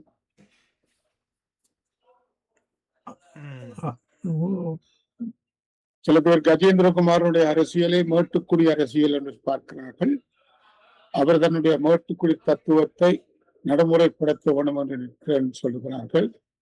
சில பேர் பல்முட்டத்துறை பகுதிகளில் இருந்து வருபவர்கள் தங்களுடைய சாதிய அடிப்படையில் வாக்குகளை சுருட்ட வேண்டும் என்று எண்ணுவதாக பேசுகிறார்கள். இவற்றில் உண்மை இருக்குமா? இருக்கு. இப்ப எஃப்னா முனிசிபாலிட்டில இப்ப கொஞ்சம் காலத்துக்கு முதல் நடந்த சில வாக்குவாதத்துல இப்படி அவருடைய பின்னணியை சொல்லி பேசி சண்டை நடந்ததாக எல்லாம் கதைத்தார்கள். அப்ப அந்த அவ்வளவு தூரம் அப்படி நாங்கள் எண்ணம் இப்படித்தான் ஒருத்தரோட கதைக்கிற பொழுது நான் ஒருத்தரோட பெயரை சொல்லி அவரோட நீதியா நான் கதைக்காம அவருடைய சாதியை சொல்லி அவரை நாங்கள் பேசுறது. நீ இந்த இது உனக்கு என்ன உரிமை இருக்குன்னு கேட்கறது எல்லாம் இல்லாட்டி நீ யாரு என்று சொல்வதெல்லாம் சரியான பின்னணி பின்தங்கிய ஒரு சமூகத்தினுடைய இதாகத்தான் நான் என்னுடைய என்னுடைய கவலையான விஷயம். என்ன கோயில்களை இப்ப சுவாமியை தூக்குறதுக்கு விடுவீங்களா, இல்லாட்டி உள்ளுக்கு வடிவா வந்து கோயிலுக்குள்ள வந்து எல்லாம் செய்யறதுக்கு விடுவீங்களா என்ற கேள்விகள் கணக்கே இருக்கு. அந்த சமூகமாக நாங்கள் என்ன முன்னேறவில்லை. என்ன படிச்சு பட்டம் பெற்று யூனிவர்சிட்டி போய் வெளிநாடுகளுக்கு வந்தா காரணம் இல்லை, ஆனா சமூகம் என்ன மாறவில்லை. அண்மையில் நீங்க கேட்டுக்கொண்டிருக்கிறார். அவர் இன்னமும் தனது மைக் ஆன் பண்ணுவதற்கு முயற்சி செய்து கொண்டிருக்கிறார் என்று நம்புகிறேன். அது இன்னமும் சரிவரவில்லை. குறிப்பாக நான் அண்மை காலத்தில் ஒரு காணொளி ஒன்றை பார்த்தபோது திரு சம்பந்தன் அவர்கள் தன்னை தமிழ் தேசிய கூட்டமைப்பு தொடர்பாக தமது கட்சி தான் நியமித்தது தலைவராக என்ற கருத்தையும், புலிகள் நியமிக்கவில்லை என்ற கருத்தையும் பல பேரும் இன்று விமர்சனம் செய்து கொண்டே இருக்கிறார்கள். அதாவது தமிழ் தேசிய கூட்டமைப்பு என்ற ஒரு கட்டமைப்பு விடுதலை புலிகளால் தான் உருவாக்கப்பட்டது என்ற விவகாரத்தில் இருந்துதான் தமிழ் இந்த மிதவாத அரசியல் என்பது பேசப்படுகிறதே தவிர அதற்கு முன்பிருந்த வரலாறுகள் நீங்கள் சொன்னது போல அல்லது ரவியண்ணா சொன்னது போல ஒரு இருட்டடிப்பு செய்யப்படுகின்ற ஒரு சூழ்நிலை ஒன்று உருவாகி கொண்டிருப்பது. இதை நாங்கள் எவ்வாறு சரி செய்வது? உங்களுடைய புத்தகம் போன்ற ஒரு சில முயற்சிகளை தவிர இன்றைய தலைமுறையினருக்கு கடந்த கால என்ன சொல்வது சாத்வீக போராட்டத்தில் செய்யப்பட்ட தியாகங்கள் தொடர்பாக சரியான தகவல்கள் இன்றைய இளைய தலைமுறையினருக்கு சென்று சேரவில்லை என்று நாங்கள் எடுத்துக்கொள்ளலாம். ஒரு பாயிண்ட் சொல்லணும் சத்யா, நான் 3 மாசம் வடகிழக்கு மாகாணத்தில் அரசாங்கமே இல்லாமல் ஸ்தம்பித்திருந்தது இந்த சத்தியாகிரகத்தில். அது வந்து ஒரு முக்கியமான ஒரு சக்சஸ்ஃபுல்லான ஒரு போராட்டம். இது அதாவது என்னென்றால் இப்ப வந்து இந்த சோசியல் மீடியா, அதாவது பல பேர் அரசியல் அறிஞர்கள் வந்திருக்கிறார்கள். விமர்சகர்கள் அவர்களுக்கு அரசியல் தெரியாது. இப்ப ரவி, உங்களுக்கு இருக்க ரவி இருக்கிறார், அவருக்கு அரசியல் தெரியும். கமிஷன்ல இருந்து எல்லாத்தையும் பின்னணி முன்னணி எல்லாம் தெரியும். ஆனா இப்பத்த வந்து அரசியல்வாதிகள் வந்து ஒரு குறுகிய வட்டத்துல அந்த படித்த அறிவோட செய்கிறாக்கள் குறைவு. என்ன ஆங்கில அறிவும் வேணும். இப்ப நான் என்ன ஒன்றுட சொல்ல யோசினார் என்றால், இந்த இது பெனடிக்ட் ஆண்டர்சன் என்பவர் எழுதினது வந்து இமேஜின் கம்யூனிட்டி என்று, அது ஒரு ஃபேமஸ் புக் உண்டு. அது எல்லாரும் அதை கோட் பண்ணுவார்கள். அதாவது தமிழ் பேசும் மக்கள் ஒரு இமேஜின், நாங்கள் அரசு எங்களுக்கு தவிர நாங்கள் ஒரு அரசு தான், ஸ்டேட் தான். நாங்கள் வந்து எங்களோட மனதில் நாங்கள் ஸ்டேட்டா தான் இருக்க ஒரு கம்யூனிட்டியாக வடகிழக்கு தமிழ் மக்கள், மலையாள மக்கள் சேர்ந்து நாங்கள் தமிழ் இனமாக நாங்கள் ஒரு நாடுன்னு நினைக்கிறோம். அதை வந்து ஒருத்தரும் மறக்க இயலாது. சோ இப்படியான சிந்தனை உள்ள இது பற்றி நாங்கள் கதைக்காமல் சும்மா பழைய கதைகளை காய்ச்சி இந்த விமர்சனங்கள் குறித்த அறிவோட கதைக்கிறது மிகவும் கவலையான விஷயம். அதை பற்றி நான் உங்களுக்கு லக்கி, நீங்க ரவி போன்றவர்கள் இருக்கிறபடியா கதைக்கிறீங்க. ஆனால் அப்படியான ஆட்கள் குறைந்து கொண்டு போகின்றன. இந்த வேளையில் நான் நினைக்கிறேன் கந்தசாமி அவர்களுடைய மைக் சரியாக இருக்கிறது என்று நம்புகிறேன். பேசுங்கள். இப்ப சரியோ? ஓம் ஓம் ஓம் கேட்கிறது, பேசுங்கள். ஆமா, சரி, ஓகே, நன்றி. நீங்கள் திரு செல்வதுரை ரவீந்திரன் அவர்கள் உங்களிடம் சில விஷயங்களை கேட்டிருந்தார். ரவியன், அதை மீண்டும் ஒரு தடவை ரிப்பீட் பண்ணீர்கள் என்றால். நான் உங்களும் உங்க 2 பேரிடம் கேட்ட கேள்வி வந்து ஆம். கிட்டடியில் எடுக்கப்பட்ட வாக்கெடுப்பில் கருத்து கணிப்பில் ஆ. அனுரகுமார் சிங் திசநாயக்கு 75.5% ஆதரவு இருக்கின்றது என்றும் ஆ. அவருக்கு ஒப்போசிஷன் 23.3 1.3% மக்கள் எந்த விதமான கருத்து கணிப்பிலும் தரவில்லை என்றும் சஜித் பிரேமதாசவுக்கு 29.4% ஆதரவு என்றும் அவருக்கு எதிரான எதிர் 69.9 என்றும் அவர்கள் இருவரில் எவர் இருக்க வேண்டும் என்பதை பற்றி 5.7% மக்கள் கருத்து தெரிவிக்கவில்லை என்பது ஒன்று. இதில் நாங்கள் பார்க்க வேண்டியது அனுராவுக்கு 78.5% உண்டு.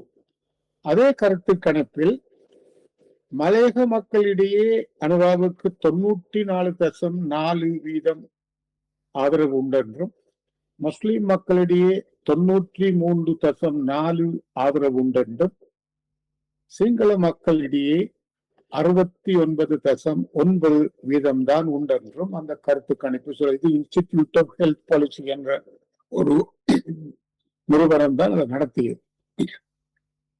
நாங்கள் பார்க்க வேண்டியது என்று சொன்னால் சிங்கள மக்களிடையே 69.9% தான் அவர் தேர்தலுக்கு பின்னர் வைத்துக் கொண்டிருக்கிறார்.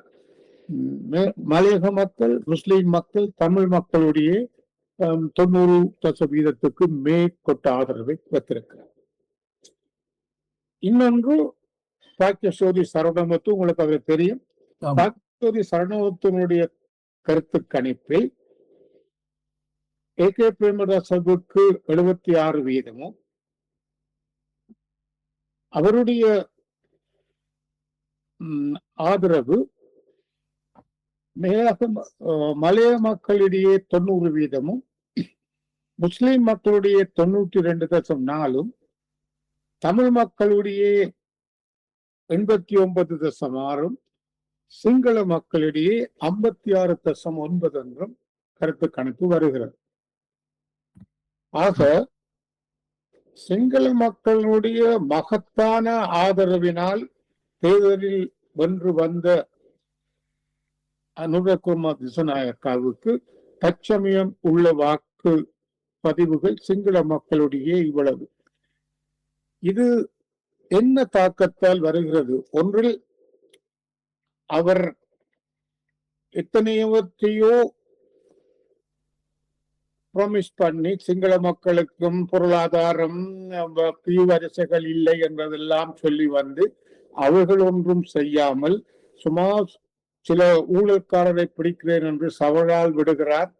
ஆகவே அனுபவம் இல்லாத அரசு இவரை நம்பி பிரயோஜனம் இல்லை என்ற அந்த மனமாற்றமா, அல்லது இனவாத பூச்சாண்டிகளுக்கு பயந்து இனவாதிகளுடைய பிரச்சாரங்களால் இவர் தமிழ் மக்களுடைய மைனாரிட்டிஸிடையே இவ்வளவு செல்வாக்கு பெற்றிருப்பதால் அவர்களை தன்னுடைய ஆதரவுக்காக திருப்திப்படுத்த வேண்டியவராக இருப்பதால் இவர் சிங்கள பௌத்தத்துக்கு சாதகமாக இருக்க மாட்டார் இன்னும் சில நாட்களில் என்ற ஒரு அபிப்பிராயத்தில் இந்த சரிவுகள் இருக்கின்றன. இதை எப்படியான ஒரு சரிவாக நீங்கள் பார்க்கிறீர்கள்? என்னை பொறுத்தல முதலாவது இதுல இந்த கருத்து கணிப்பு என்றதை வச்சு கொண்டு அதை நாங்கள் முழுக்க அதே ஒரு கருதுகோளாக நாங்கள் கருத முடியாது. ஆனால் போன பொது தேர்தல் எடுத்தால் ஐக்கிய தேசிய கட்சிக்கும் சஜித் பிரேமதாச என்ற கட்சியும் பிளவுபட்டபடியால்தான் அனுரா பண்டாரநாயக்கா பதவிக்கு வர வேண்டிய எல்லாமே இருந்தது. அந்த வாக்களை நீங்கள் ஒப்பிட்டு பார்த்தால் 2 பகுதியும் சேர்ந்து இருந்தால் கிட்டத்தட்ட மார்ஜின்ல தான் வந்திருக்கு.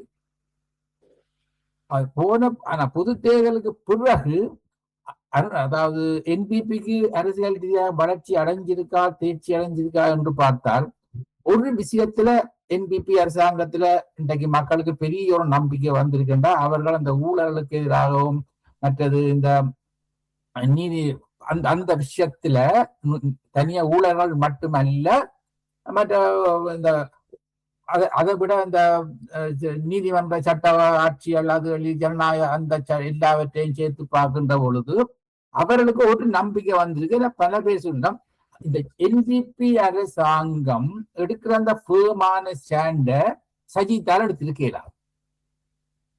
சஜித் இன்றைக்கு ஜனாதிபதியா வந்திருந்தால் இன்றைக்கு இந்த அதாவது இந்த தமிழ் மக்கள் மத்தியில் புள்ளி ஆண்கள் போன்றார்கள் மற்றது அப்படியானவர்களை கைது செய்து விசாரணை செய்யவோ அல்லது தென்னிலங்கையில் இருக்கிற இவ்வளவு இன்றைக்கு 2 வருஷத்துக்குள்ள எத்தனையோ அதிகாரிகள் அரசியல்வாதிகளை என்ற அளவு தூரத்தில சஜித்தாலேயோ ரணிலாலேயோ செலுத்த முடியாது என்ற ஒரு நம்பிக்கை சிங்கள மத்தியில் இருக்கு. பொருளாதார ரீதியாக வீழ்ச்சிகளை கண்டாலும் சஜித்தாலேயோ ரணிலாலேயோ அவர்களுடைய பழைய நண்பர்கள் என்றபடியால் இந்த ஊழலுக்கு எதிரான திடமான நடவடிக்கைகளை எடுத்திருக்க முடியாது. ஆனால் இவர் அப்படியான ஊழலுக்கு எதிரான நடவடிக்கைகளை எடுத்தாலும் தற்சமயத்தில் அவருடைய வாக்குகளின் சரிவுக்கு காரணமாக ஒன்று சிங்கள பேரினவாதத்தின் தூண்டுதலாக இருக்குமா, அதாவது இவர் சிங்கள பேரினவாதத்திற்கு ஆதரவாக இருக்க மாட்டார், சிங்கள முஸ்லிம் மக்களை மலையக மக்களை திருப்திப்படுத்துவதற்காக இவர் சில கொள்கைகளை விட்டு கொடுக்க வேண்டும் என்று சொன்னால் சத்தியாகிரக காலத்தில் பின்னர் இருந்த அரசியல் நடவடிக்கைகள் நடந்த மாதிரி 2009 நடந்த மாதிரி சிங்கள மக்களிடையே ஏதும் மனமாற்றம் உண்டா, இவரினால் தமிழ் மக்களுக்கு ஏதும் உரிமைகள் கொடுக்கப்பட்டு அது தங்களுடைய தனிநாட்டு சிங்கள பௌத்த பேரினவாதத்துக்கு இடைஞ்சலாக இருக்குமாக என்று கருதுவதால் இந்த மாதிரியான வீழ்ச்சி உண்டு என்று நினைக்கிறீர்கள்? அப்படி நான் நினைக்கிறேன். நீங்கள் அப்படி பார்க்கல? அப்படி நான் பார்க்கல. ஏனென்றால் அதாவது இந்த இனப்பிரச்சனை அதாவது இன முரண்பாடுகளோ இனப்பிரச்சனைகளுக்கு ஒரு தீர்வு காண்ற விஷயத்தில் இந்த வரையும் கணிசமான சிங்கள மக்களுக்கு அது தீர்க்கப்பட வேண்டும் என்ற உணர்வு இருக்குது. ஆனா அரசியல் தலைவர்கள் தான் அவர்களை இனவாதத்தை ஊட்டி இனவாத தலைவர்களால தான் அந்த பிரச்சனை அதாவது தீர்க்க முடியாது போனதை ஒழிய சிங்கள மக்கள் இலங்கையில் இருக்கிற முழு சிங்கள மக்களும் தமிழர்களுக்கு எதிரானவர்கள் என்றோ இனப்பிரச்சனை தீர்க்க எதிரானவர்கள் என்று நாங்கள் கருத முடியாது. இன்றைக்கும் இந்த இனப்பிரச்சனை தீர்க்க வேண்டும் என்று கருதுகிற கணிசமான சிங்கள மக்கள் மத்தியில் இன்றைக்கும் இருக்கிறார்கள். அவர்கள் நிச்சயம் இந்த பிரச்சனையை தீர்க்க வேண்டும் என்றுதான் அவர்கள் விரும்புவார்கள். ஆனா அந்த ஒரு சில இன்றைக்கு எல்லாரும் குறுகி வந்தாச்சு. பேரினவாதம் பேசுகிற தலைவர்கள் குறித்து இன்றைக்கு 3-4 பேரோடு தான் நிற்கிறோம். சரத் பிதேசராவும் உதய கமன் பிலாவும் மற்றது விமல் வீரவன்சா என்ற ஒரு 3 பேரோடு தான் இன்றைக்கு அந்த சிங்கள பேரினவாதம் நிற்குது. அதுக்கு மேல சிங்கள பேரினவாத கதைக்கிறதுக்காண்டிய பெரிய தலைவர்கள் இல்லை. முந்தின மகாநாம குணசேனா அவர்கள் எத்தனையோ பேர் இருந்தா அவர்கள் எல்லாரும் கதைக்கிறதை இப்ப நிப்பாட்டிட்டார். மஹிந்த ராஜபக்ஷாக்கள் இருந்தாலும் இப்ப மஹிந்த ராஜபக்ஷவால இனி எந்த நாளும் தமிழ் மக்கள் இலங்கை மக்களுக்கு ஒரு அரசியல் தலைமை கொடுக்க முடியாது. ஏனென்றால் அவர்கள் ஊழல்களுக்குள்ளேயே மறைந்து போயிருக்கிறவர்கள். என்ன அந்த மஹிந்த ராஜபக்ஷ குடும்பத்தால இனி சிங்கள மக்களுக்கு ஒரு தலைமையை கொடுக்க முடியும் என்ற இடத்துக்கு அங்க தென்னிலங்கையில அரசியல் இல்லை. சிவகுமார ஒரே அட்வான்ஸ் என்னென்றால் opposition is very big. Opposition is a disarray. பார்த்தால் ஏதோ ஒரு புதிசமான ஒரு அரசியல் பேசுறவராக அங்க ஒண்ணும் தெரிய இல்லை. இந்த கந்தா இந்த இவர் பண்டாரநாயக்கா 56ல சிங்களா ஒன்லி ஆக்ட கொண்டு வர போன ஒன்று. மற்றது ஐ திங்க் பிறர் பார்ட்டி யூஎன்பியை சப்போர்ட் பண்ண வடையும் தோசையும் சொல்லி இந்த மாதிரி சிங்கள மக்களை எமோஷனலாக வொலட்டைலா அவரை மாற்றக்கூடிய சந்தர்ப்பங்கள் இருக்குது. இப்ப அனுரா ஏதாவது செய்ய வழிக்கிட்டால் அதுக்கு எதிர்த்து அதை பாவிச்சு அரசியலுக்கு வர பார்க்க யூஎன்பியும் எஸ்எல்எப்பியோ ராஜபக்சாக்கள் ட்ரை பண்ண கூடும் தானே இந்தியா. அதாவது அந்த கான்ஃபிளிக்ட், இனப்பிரச்சனைக்கு ஒரு தீர்வென்று சொல்லி ஒரு அரசியலமைப்பு வருகின்ற பொழுதுதான் தென்னிலங்கா மக்கள் என்ன செய்வார்கள் தெரிய வரும். சரியா அது சரியா அது மட்டும் எங்களால நாங்கள் அது மற்றதெல்லாம் இப்ப நாங்கள் கதைப்பது அரசியல் யூகங்களாக இருக்குமே தவிர யதார்த்தமாக இருக்காது. அப்படி ஒரு அரசியல் அமைப்பு ஒன்று வருகின்ற பொழுது ஒற்றை ஆட்சியை மாற்றி அமைச்சு இலங்கை ஒரு மதச்சார்பற்ற ஒரு நாடாக ஏற்படுத்தி ஒரு என்ன ஷேரிங் அதிகார பரவலாக்கத்தை கொண்டு வருகின்ற பொழுது தென்னிலங்கையில இருக்கிற நிச்சயம் தென்னிலங்கையில் இருக்கிற இனவாதிகளுக்கு அது ஒரு சந்தர்ப்பமாக தான் தெரியும் அவர்களுடைய அரசியல் வளர்ச்சிக்கு. அத என்ன மாதிரி இந்த NPP அரசாங்கம் கையாள போகுதுன்றது இன்னும் எங்கள் எல்லாருக்கும் ஒரு பெரிய ஒரு முடிவுக்கு வர முடியாத எல்லாமே எல்லாம் இருக்கின்றது. அந்த பொலிட்டிக்கல் ஸ்ட்ரக்சரை பார்த்தால் முதலாவது ராணுவம், இரண்டாவது பௌத்த பீடங்கள். ரவி என்னன்னு சொல்லணும், அனுரா என்ன ஒரு ஒரு ஒரு ஒரு மெசேஜ் வந்து வருது. அதாவது கிளீன் டீசன்ட் மேன், ஒரு அஃபெக்ஷனேட், ஒரு ஒரு ஒரு ஒரு பாண்டிங் கொண்டு வருது பீப்புளோட. இன்றைக்கு தமிழ் அரசியல்வாதிகளை பார்த்தீங்கன்னா அந்த ஒரு ஃபீலிங்கை கொடுக்க அரசியல் சொல்லுங்க. ஏதாவது கரப்ஷனும் அது இதுமண்டு இருக்கு ஒழிய அந்த ஒரு டீசென்டாக இப்படி ஒரு லீட் பண்ணக்கூடிய அரசியல்வாதியை நாங்க காண முடியாம இருக்கு. மாடல் லீடராக வந்துட்டாரு. சிம்பிள் லைஃப், எந்த விதமான ஹேண்ட் இஸ் வெரி கிளீன், ஏதாவது சொத்து சேர்த்து போகணும் என்ற எண்ணங்கள் ஒன்றும் இருக்க இல்லை. அதுகளெல்லாம் சிங்கள மக்களுக்கு இது ஒரு முன்மாதிரியாகத்தான் தெரிய வரும். மற்ற இல்ல மஹிந்த ராஜபக்சவோ மற்ற ரணில் விக்ரமசிங்காவோ இல்லா தரவரும் ஒப்பிட்டு பார்க்க அனுராகுமார திசாநாயக்கா ஒரு மாடல் லீடராகத்தான் சிங்கள மக்கள் பார்க்கணும். இல்ல தமிழ் மக்களும் லீடர் தமிழ் மக்களுக்கே இல்ல. இல்ல தமிழ் மக்களும் முஸ்லிம் மக்களும் மலையாள மக்களும் அவனை ஒரு மாடல் லீடரா தான் பார்க்கணும். இப்ப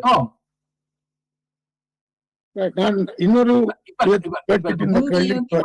இருந்த அரசியல்ல புலியான முடிவுகளை எடுத்து போனாலும் 77ஆம் ஆண்டு அதுக்கு முந்தி இருந்த தமிழ் தலைவர்கள் இந்த சொந்த வாழ்வை எடுத்து பார்த்தால் ராமலிங்கமா இருக்கலாம், தர்மலிங்கமா இருக்கலாம், அவைகளின் வாழ்வை ஒரு முன்னுதாரணமாகத்தான் இருந்தது. அந்த தூரத்துக்கு கூட எங்களுக்கு இன்றைக்கு ஒரு ஒரு தலைவர்களை எடுத்து ஒவ்வொருவருக்கு எடுத்த ரெக்கார்ட்ஸ் எடுத்தார். சில பேர் எடுத்து பார்த்தால் நான் பேரை குறிப்பிட விரும்பவில்லை. இப்ப செல்வம் ஒவ்வொருவரையும் எடுத்து பார்த்தால் அவைக்கு பின்னால இருக்கிற ரெக்கார்ட்ஸை பார்த்தால் தமிழ் மக்கள் எப்படி இவர்களுக்கு பின்னால போவார்கள்? இவர்களுக்கு பின்னால போக இல்லை என்றால் தமிழ் மக்கள் எங்கு போவார்கள் என்ற ஒரு கேள்வி இருக்கு. தமிழ் தலைமையில தமிழ் மக்களுக்கு நம்பிக்கை இல்லை என்று என்றால் அந்த தமிழ் மக்கள் எங்கு செல்வது? அதுல ஏற்பட்ட விரக்தி தான் இப்போ NPP இவ்வளவு ஆசனங்கள் தான் பிரதேசங்கள்ல கிடைச்சது. நாங்கள் மறுப்பதற்கு இல்லை. ஏன்னா நான் வந்து இந்த கேள்வி இப்பொழுது கேட்பேன், பின்னர் கேட்போம் என்ற நோக்கினால் இப்பொழுது கேட்கிறேன். மேற்கட்டடியில் 7 தமிழ் பேசும் கட்சிகள் சேர்ந்து ஒரு கூட்டமைப்போ அல்லது ஜெனரல் அண்டர்ஸ்டாண்டிங்கோ அல்லது கூட்டணியாகவோ அரசாங்கத்துக்கு எதிரணியில் இயங்குவது என்று சொல்லி இணைந்திருக்கிறார்கள். இதை நீங்கள் சந்தர்ப்பவாதமாக பார்க்கிறீர்களா அல்லது தமிழ் மக்களை பொறுத்தளவில் ஒரு நல்ல முயற்சி என்று பார்க்கிறீர்களா அல்லது JVP-யின் சந்திரசேகர் மந்திரி சொல்லுகிற மாதிரி ஒரு சாம்பார், ஒரு கூட்டணி, ஒரு குழம்பு என்று சொல்லி பார்க்கிறீர்களா? ரவி, இந்த பொலிட்டிக்கல் தியரி ஒன்று இருக்குது.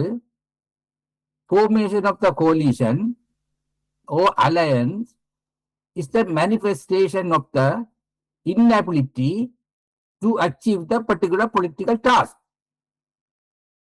அது இவளாலே ஒன்றும் அடையாத ஒவ்வொரு கட்டத்திலும் பார்த்தால் எங்கே ஒரு கூட்டணி உருவாகுதோ, அலையன்ஸ் உருவாகுதோ, அங்கே ஒரு அவைகிட்ட ஒரு இன்னபிலிட்டி இருக்குது. 72ஆம் ஆண்டு கூட்டணி ஏன் அமைச்சது?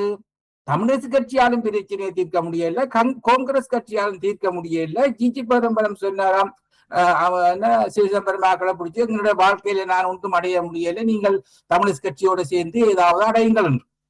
தமிழரசு கட்சியும் பார்த்தது அவையாலும் ஒன்றும் அடைய முடியல. அதுதான் இந்த inability manifestation of the inability of the Tamil leadership 70 துவங்கிட்டது. டிஎன்ஏ இன்ஃபார்ம் பண்ணப்பட்டது. பிரபாகரனுக்கு நல்ல சண்டை முடிக்க வேண்டும் பார்த்தாலே தவிர அரசியல் ஒன்றையும் அச்சீவ் பண்ண முடிய இல்லை. ஆனபடியால்தான் டிஎன்ஏ ஃபார்ம் பண்ணப்பட்டது. இங்கே ஒரு inability, this is also manifestation of the inability. 7 கட்சி கூடுறது கூட மேனிஃபெஸ்டேஷன் ஆஃப் த இன்னபிலிட்டி. இங்க முஸ்லிம் பாராளுமன்ற உறுப்பினர், தமிழ் பேசும் பாராளுமன்ற உறுப்பினர்கள், முஸ்லிம் காங்கிரஸ் அவர்கள் கூட இழந்திருக்கிறார்கள். அவர்கள் பக்கத்திலும் இன்னபிலிட்டி என்றுதான் நீங்க சொல்லுவீர்களா? இதுவரை காலத்திலும் முஸ்லிம் மக்களுக்காக இந்த போராட்டங்களின் இறப்பிலும் நல்ல சலுகைகளை பெற்றுக் கொடுத்திருக்கிறார்கள். இப்ப முஸ்லிம்களுக்கு சில சமயம் ஒரு தேவை இருக்கலாம். மற்றது எலக்டோரல் பாலிடிக்ஸ் ஒன்று இருக்குதானே ரவி? அடுத்த எலெக்ஷன்ல எவ்வளவு சீட் எடுக்கலாம் ஒரு பிரச்சனை ஒன்று இருக்குத்தானே. இப்படியே விட்டுட்டு போற இன்னொரு பிரச்சனை தானே. நீங்கள் ஏற்காம் விடலாம். கஜேந்திரகுமாருக்கும் ஸ்ரீதரனுக்கும் ஒரு சிலருக்கும் அர்ச்சுனா ஒரு திரட்டிப்பான். அதை நீ சொல்லலாம், அவன் விசரன் கதைக்கிறான், பெயன் கதைக்கலாம் என்று சொன்னாலும் கூட அவைகளுக்குள்ள உள்ளுக்கு ஒரு பயம் இருக்குது.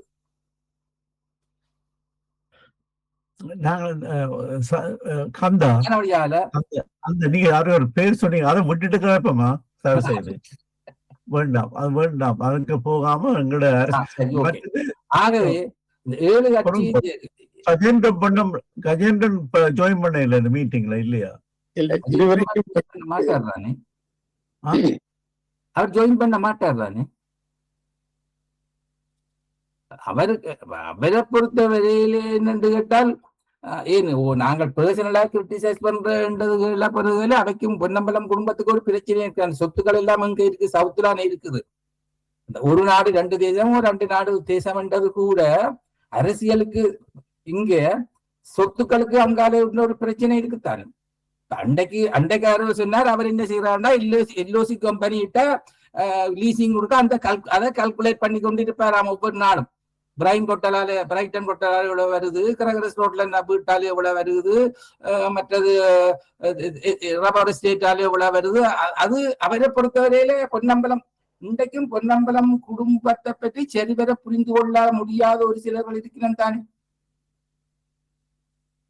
பொன்னம்பலம் குடும்பத்தை பொறுத்தவரை அவர் தங்களுடைய சொத்துக்களை மையமாகப்படுத்தித்தான் இந்த அரசியல் எல்லாம் போகும். அவர்களோடு சேர மாட்டேன். டாக்டர் ரெண்டையும் உங்களுடைய அபிப்பிராயங்களிலும் புதிதாக உருவாக்கப்பட்ட கூட்டணி சாம்பாரோ குழம்போ ரசமோக இல்லாவிட்டாலும் தமிழ் மக்களுடைய அரசியல்வாதிகள், தமிழ் முஸ்லிம் மக்களுடைய அரசியல்வாதிகளின் இயலா தன்மையினால் வங்குகளை உயர்த்திக் கொள்வதற்காக ஏற்பட்ட கூட்டணி என்றுதான் நீங்க கருதுகிறீர்களா? காணி முக்கிய பிரச்சனையா இருக்குல்ல கிழக்கு மாகாணத்துல காணி விஷயம் முஸ்லிம்ஸுக்கும் தமிழருக்கும் பிரச்சனையா இருக்குது. அப்ப அதை அவர்கள் அடைகிற என்றால் எப்படியோ தமிழ் கட்சியோடு சேர்ந்தால் அதை அவர்கள் இதண்டலாம் இல்லையா? அதுக்கும் ஒரு காரணம், அவருடைய தேவைகளும் ஒரு காரணமா இருக்க வேண்டும்.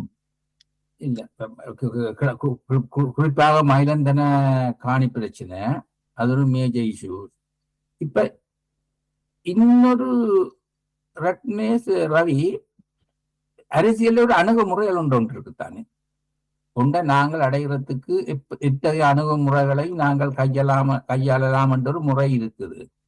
அப்ப 47 இன்றைக்கு வரை நாங்கள் எங்கள் தலைமைகள் பாவிச்சு வந்த அணுகுமுறை பார்கெயின் பொலிட்டிக்ஸ் தான். தமிழர் கட்சி கூடுதலாக பார்கெயின் பொலிட்டிக்ஸ் தான் நம்பி இருந்தது. 60, 65, 70 வரையும் பார்கெயின் பொலிட்டிக்ஸ் தான் போனது. பார்கெயின் பொலிட்டிக்ஸ்ல ஒன்றும் அடைய முடியாமல் போயிட்டு. ஆகவே நாங்கள் ஒரு அஜிடேஷனல் பொலிட்டிக்ஸ், பார்கெயின் பொலிட்டிக்ஸ்ல போய் எங்களால அச்சீவ் பண்ண முடியுமா? இல்லாட்டியும் நாங்கள் வேறு ஏதாவது டிஃபரெண்ட் ஸ்ட்ராட்டஜியை நாங்கள் அடாப்ட் பண்ண போறோம் என்றதை பற்றிய ஒரு சரியான ஒரு ஆய்வு என்று எங்களுக்கு இன்றைக்கு தேவை. என்பிபி அரசாங்கத்தை நாங்கள் என்பிபி அரசாங்கத்தை வருகிறேன் ஆதரவு கொடுக்கணும் நான் கேட்க இல்லை. இன்றைக்கு நாங்கள் எத்தனை பேர் இந்த அரசாங்கத்தோட போய் எங்களை தலைவர்கள் கதைச்சிருக்கு நம்மகிட்ட பிரச்சனையை பற்றி. எனக்கு அறிஞ்சதே தெரியல. வெளியில இருந்து சத்தம் போடுறோம். நீங்கள் ஏன் போய் அரசாங்கத்தோட கதைக்க கூடாது? 83ஆம் ஆண்டு தமிழர் விடுதலை கூட்டணி இந்தியாவுக்கு போயிருந்த கட்டத்துல கூட இந்தியா சொன்னது அமுதலிங்கத்திட்ட நீங்கள் போய் ஜிஆரோட கதையுங்கோ.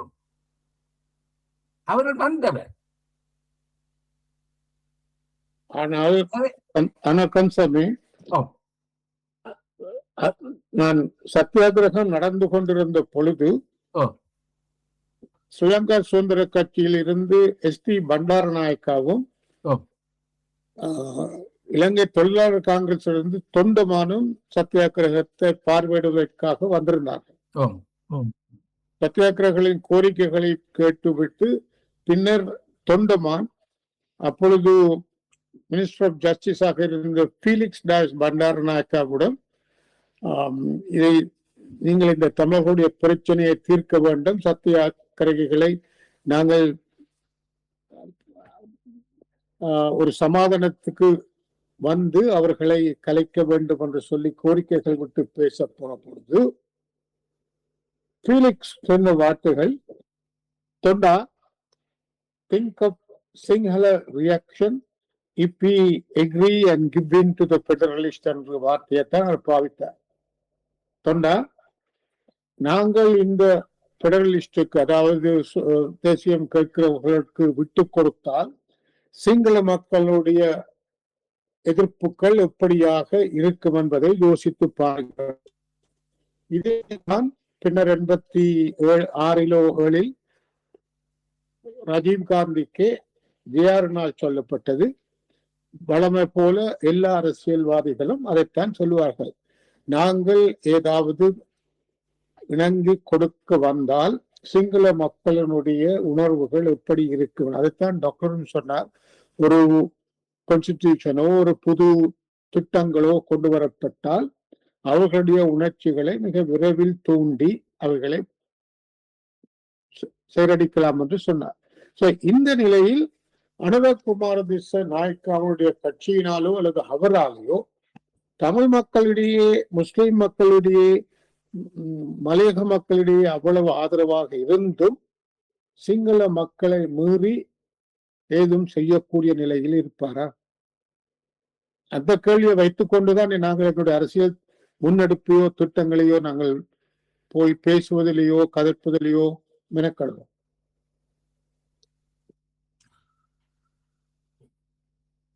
அந்த அந்த மனப்பான்மையில் இப்படி பாப்பத்தானே ஓட் பேங்க பாப்பம். எப்படியும் சவுத்துல என்பிபிக்கும் எகெயின்ஸ்டான ஒரு நல்ல ஒரு ஃபார்மிடபிள் பார்ட்டி ஒன்று வரும். சஜித்தோ ரணிலோ எல்லாருமே சேர்ந்து.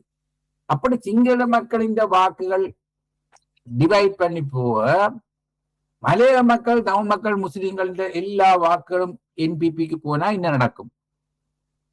மெஜாரிட்டி. அந்த மாதிரியான ஒரு சிந்தனையில் தான் இந்த கூட்டணியே அனுராக் குமார நாயக்காவுடைய முனைப்பில் உருவானது என்ற ஒரு கருத்தூலமும் ஓடுகிறது. அதை பற்றி என்ன நினைக்கிறேன்? அது நான் அதை சில பேர் இந்தியான்னு சொல்லினோம் குமாரன், அதை நான் ஏற்றுக்கொள்ள மாட்டேன். நான் நினைக்கிறேன் இந்த 7 கட்சிகளுக்கும் இடையிலேயே கனகாலம் ஒரு பேச்சுவார்த்தைகள் தனிப்பட்ட முறையில் நடந்து கொண்டிருந்தன. அவர்கள்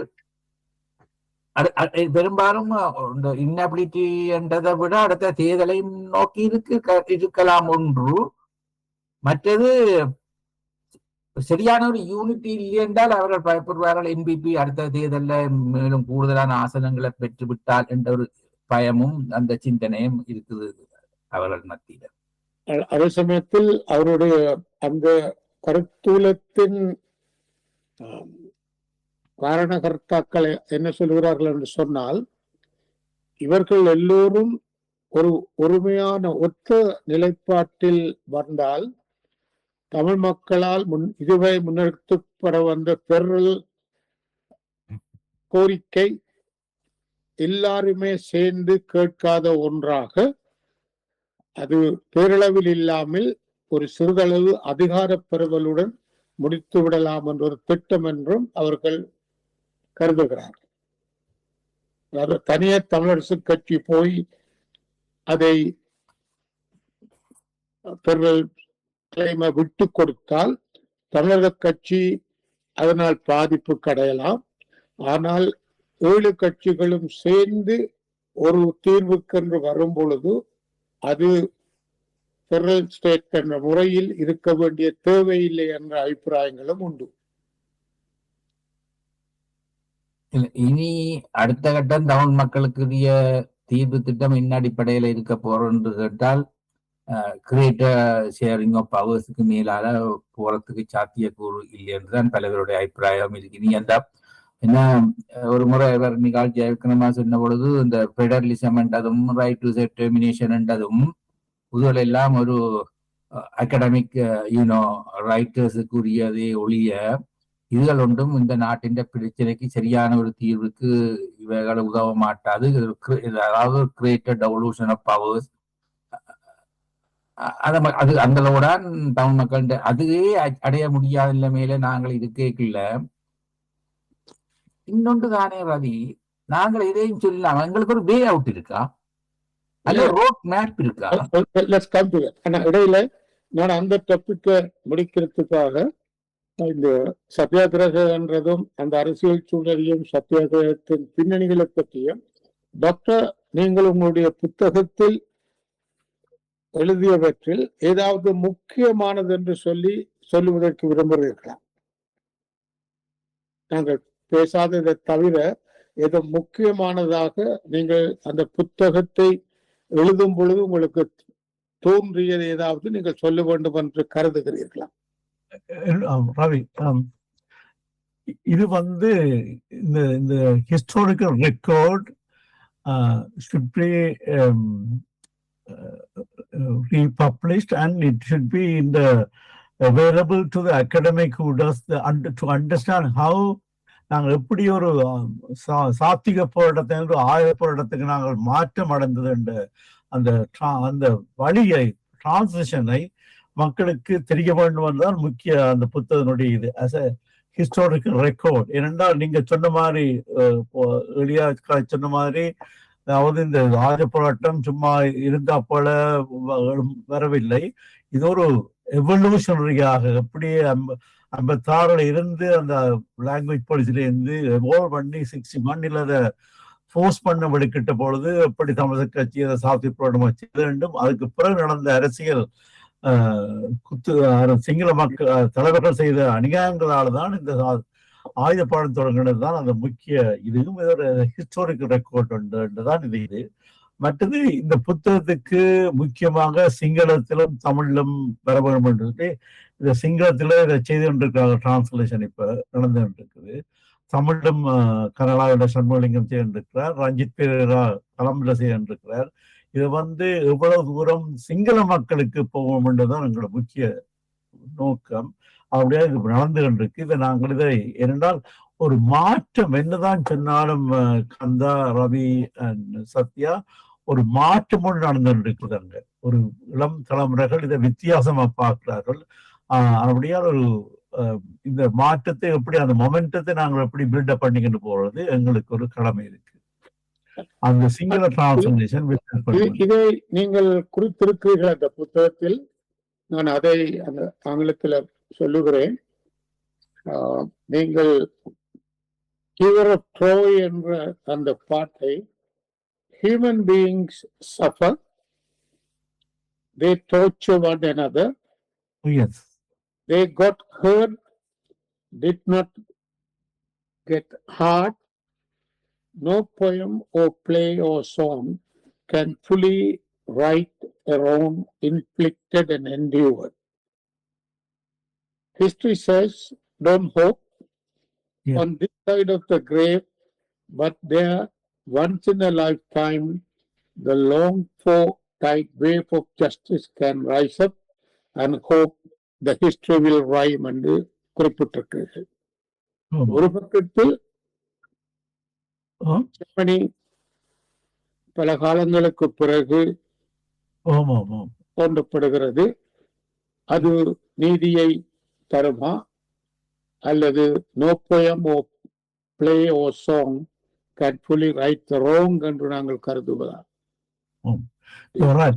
This is a poem. Seamus Heaney, the famous laureate, Nobel laureate from Ireland, he understands the conflict, northern and the Irish conflict. So அவருடைய poem, இது ஒரு அருமையான poem. எங்களுக்கு நான் தேடி பிடித்து அதை போட்ட அந்த poem. Famous and hope and history. I hope அதை அடுத்து விட்டு அது அவ்வளவு நாங்கள் அந்த புத்தகத்தை பற்றி முடித்து விட்டு நான் ஒரு அடுத்த டாபிக் நீங்கள் ஈடுபட்டிருந்தது, நீங்கள் தமிழ் இன்ஃபர்மேஷன் தமிழர் தகவல் நிலையத்தில் இருந்த பொழுது எல்லா தமிழ் கட்சிகளையும் இணைத்து ஒரு அரசியல் தீர்மானமாக 13ஆம் திருத்த சட்டத்தை உடனடியாக அமல்படுத்துவதற்கும் அதே சமயத்தில் இந்தோ இலங்கா அக்கோர்டில் இந்தியா தமிழ் மக்களுக்கு நம்பிக்கை அளித்த சரத்துக்களை அமல்படுத்த வேண்டும் என்று நீங்கள் ஒரு வரைவுகள் செய்தீர்கள். அதனுடைய அனுபவம் என்ன? அவற்றினால் தமிழ் மக்களிடையே ஒரு ஒற்றுமையான ஒரு தீர்வு திட்டத்துக்கான இணக்கங்கள் அமைந்தனவா? நீங்கள் அதை எப்படி பார்க்கிறீர்கள்? கந்தசாமியும் அதில் ஈடுபட்டிருந்தால் நீங்கள் அதை பற்றி சொல்லலாம். பிரீஃபா சொல்றேன். இந்த நாங்க செய்த நீங்க ரவி உங்களோட ஆதரவோட கந்தசாமி மற்றது எம்பி சார விக்னேஸ்வரன் மற்ற சுமந்திரன் அவருடைய ஆதரவோட செய்த இந்த முயற்சி, அதாவது என்ன கையில இருக்கிற இதை விட்டுட்டு தேடி திரிகிற மாதிரி 13வது திருத்தம் அரசாங்கத்தை கான்ஸ்டிடியூஷன்ல இருக்கிறது. இது அதை எப்படி நாங்கள் அதை முன்னுக்கு கொண்டு போகலாம், அதை எப்படி தண்டலாம் இல்லாமல் தமிழீழம் இதெல்லாம் எவ்வளவு தூரம் நாங்கள் முதல் நடந்து பழக முதல் எப்படி நாங்கள் ஓடி பறக்க ஆசைப்படுறது எனக்கு விளங்குகிற. நாங்கள் அரசியல்வாதிகள் இல்லை, ஒரு சாதாரண மக்கள். அப்படியா எங்கட கையில இருக்கிறத எப்படி நாங்கள் அதை பாவித்து அதை எங்கட இதை வலுவாக்காமல் கற்பனை உலகத்துல போய் இந்தியாவில போய் விஜயாவை மீட் பண்றதும் அவையை மீட் பண்றதும் என்ன பிஎஸ்எம் எனக்கு விளங்க இல்லை. நாங்கள் இதை செய்த பிறகு ரவி அண்ட் கந்தா இந்த எல்லா இயக்கங்களும் இலங்கையில சுவாமிச்சின்ன செய்யறதுக்கு பிறகு கொஞ்ச காலத்துக்கு பிறகு அவையும் குவாய்ட்டா போயிடும். எனக்கு விளங்க இல்லை என்று இது உண்மையாக நாங்கள் முக்கியமாக கேட்டது அந்த 13 அமெண்ட்மெண்ட் எப்படி தொடக்கத்துல ஜேஆர் ரஜீவுக்கு என்ன இதை கொடுத்தாரோ அதை எப்படி நாங்க இம்ப்ளிமெண்ட் பண்ணி பழக வேணும்ன்றதை விட்டுட்டு இதுக்கு மேலாக நாங்கள் கேட்கறது எனக்கு விளங்கையில். உதாரணமாக இந்த ஸ்கூல்ஸ் எல்லாம் இப்ப சில ஸ்கூல்ஸ் மாகாண சபைகளை இருந்து எல்லாத்தையும் இப்ப அரசாங்கத்துக்கு கொடுத்துட்டோம். ஹாஸ்பிட்டல்ஸ் மேனேஜ்மெண்ட் எல்லாத்தையும் மாகாண சபைகளை இருந்து எல்லாத்தையும் கவர்மெண்ட்டுக்கு கொடுத்துட்டோம். இதுல எப்படி கவுன்சில் ஏதாவது இப்ப கூட படிக்க வேண்டியது ஸ்காட்லாந்துக்கு கொஞ்சம் தான் கொடுத்தவங்க. பிறகு டோனி பிளேயர் கவர்மெண்ட்ல கூட பவரை கொடுத்தாங்க. ஸோ அப்படி கொஞ்சம் கொஞ்சமா கூட்டங்களோட பவரை எடுக்காமல் எப்படி ஒரேடியாக எல்லா பவரையும் எங்களை தாண்டு கேட்கறது இருக்கிறத பாவிச்சு அதை முன்னுக்கு கொண்டு போகாமல் எப்படி நாங்கள் இருக்கிறது எனக்கு சாதாரண பர்சனாக ஒரு தனி மனிதனாக என்னுடைய விளங்கவில்லை. இது ஒரு முக்கிய முயற்சி. ரிப்பர்கஷன் அங்க ஊர்ல எல்லா பார்ட்டிஸும் சேர்ந்து இதை இம்ப்ளிமெண்ட் பண்ணுவோம்னு வழிகிட்டவர்கள். பிறகு எல்லாரும் குவாய்ட்டா போயிட்டோம். கந்தா என்ன உங்களோட ஒப்பீனியனை சொல்லுங்க, என்ன நடந்து? நீங்கள் டாக்டர் சருக்கா சொன்னியால் இந்த 13 amendment is part of the constitution. Actually அதை நாங்கள் விட்டுட்டு தேவையில்லாத கொடுத்திருந்தது அது உண்மை. பேர்னாட் சோஷியா எனக்கு ஒரு கதை சொல்லுவார் நெடுகாலம். பேர்னாட் சோஷியா முந்தின MP minister concern one bird is in your hand is more worthier than 2 birds are in the bush. ஒரு கையில இருக்கிற பறவை அத்தைக்க இருக்கிற பறவை விட பெருமதியானது. சரியோ, எங்களோட 13th amendment is part of the constitution. அதை இம்ப்ளிமெண்ட் பண்ணணும் தான் நீங்கள் ரவி நாங்கள் எல்லாரும் இருந்து மெமோரண்டம் எல்லாத்தையும் பாவிச்சு அந்த நேரம் கொடுத்த நாங்கள். சரி, இன்றைக்கு ஆனா ஒன்று மட்டும் எங்களுக்கு தெரியும், இந்த கட்சிகள் அந்த 7 கட்சிகளிலும் ஒரு பாசிட்டிவான ஆஸ்பெக்டை நான் பார்க்கிறேன்.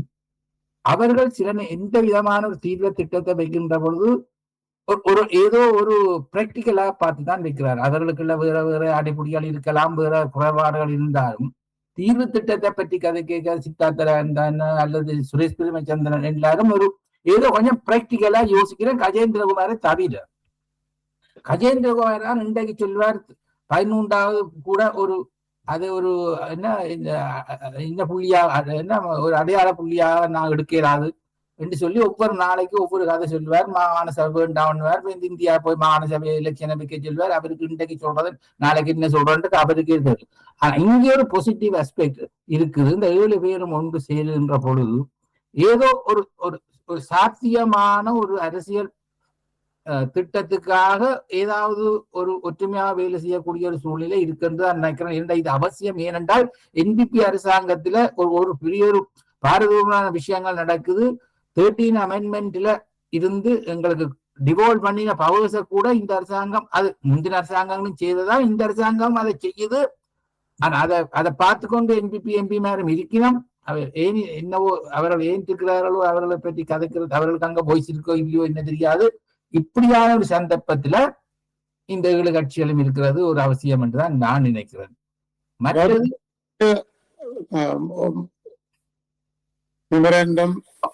ரவி, உங்களுக்கு தெரியுமோ நாங்கள் நியூ டெல்லியில ஒரு மீட்டிங் வச்ச நாங்கள் நீங்கள் நான் எல்லாம் போய் ஒரு டாக்டர் நாச்சியப்பன் முயற்சியால ஒரு 3 நாள் ஒரு மீட்டிங் வச்ச நாங்கள்.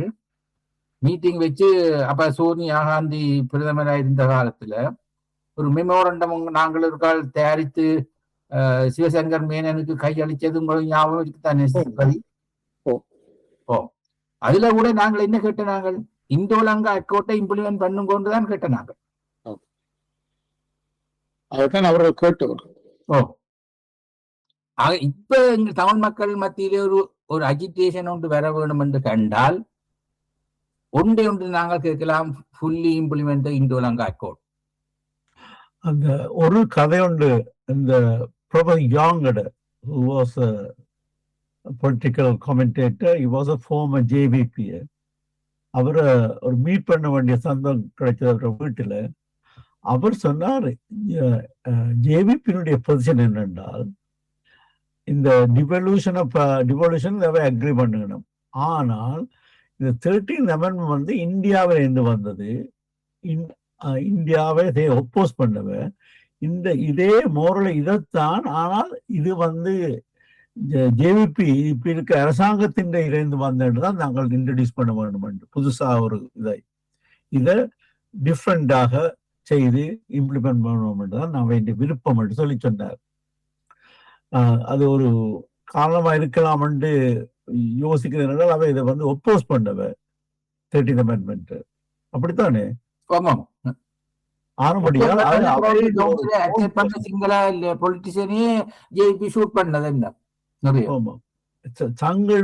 தாங்களாகவே செய்த வேண்டும் மாதிரி இதை கொண்டு வரதுக்கு அவன் முயற்சிப்பினம் என்று சொன்னார். அது ஒரு காரணமா இருக்கலாம், டிலே பண்ணதுக்கு அது ஒரு காரணமா இருக்கலாம். ஆனால் உங்களுடைய தமிழ் இன்ஃபர்மேஷன் சென்டருடைய மெமராண்டம் கையளிக்கப்பட்ட பின்னர், அது பகிரங்கப்படுத்த பின்னர், நீங்கள் குறிப்பிட்ட மாதிரி அங்குள்ள எல்லா இயக்கங்களும் எல்லா கட்சிகளும் தாங்கள் எல்லோரும் சேர்ந்து மகஜர் அனுப்ப வேண்டும் என்று சொல்லி அதில் சம்பந்தர் கையெழுத்துக்கு எவ்வளவோ காலம் இருந்து கடைசி வரைக்கும் ஒரு கையெழுத்து வைத்தாரோ என்னவோ தெரியல. அந்த மெமராண்டம் இந்திய பகுதிகளுக்கு செல்லவில்லை. பின்னர் அதன் தொடர்ச்சியாக பேரவைகள் உருவாகி அதெல்லாம் உருவாக்கி பல மெமராண்டம் போய் தற்சமயம் இந்த 7 கட்சிகளுடைய உருவாக்கம் வந்திருக்கு.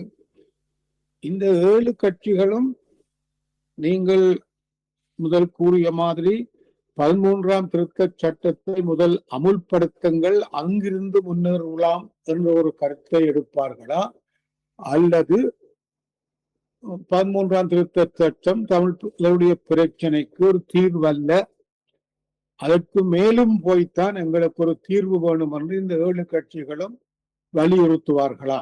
தமிழரசு கட்சியும் அதில் அங்கம் வகிப்பார்.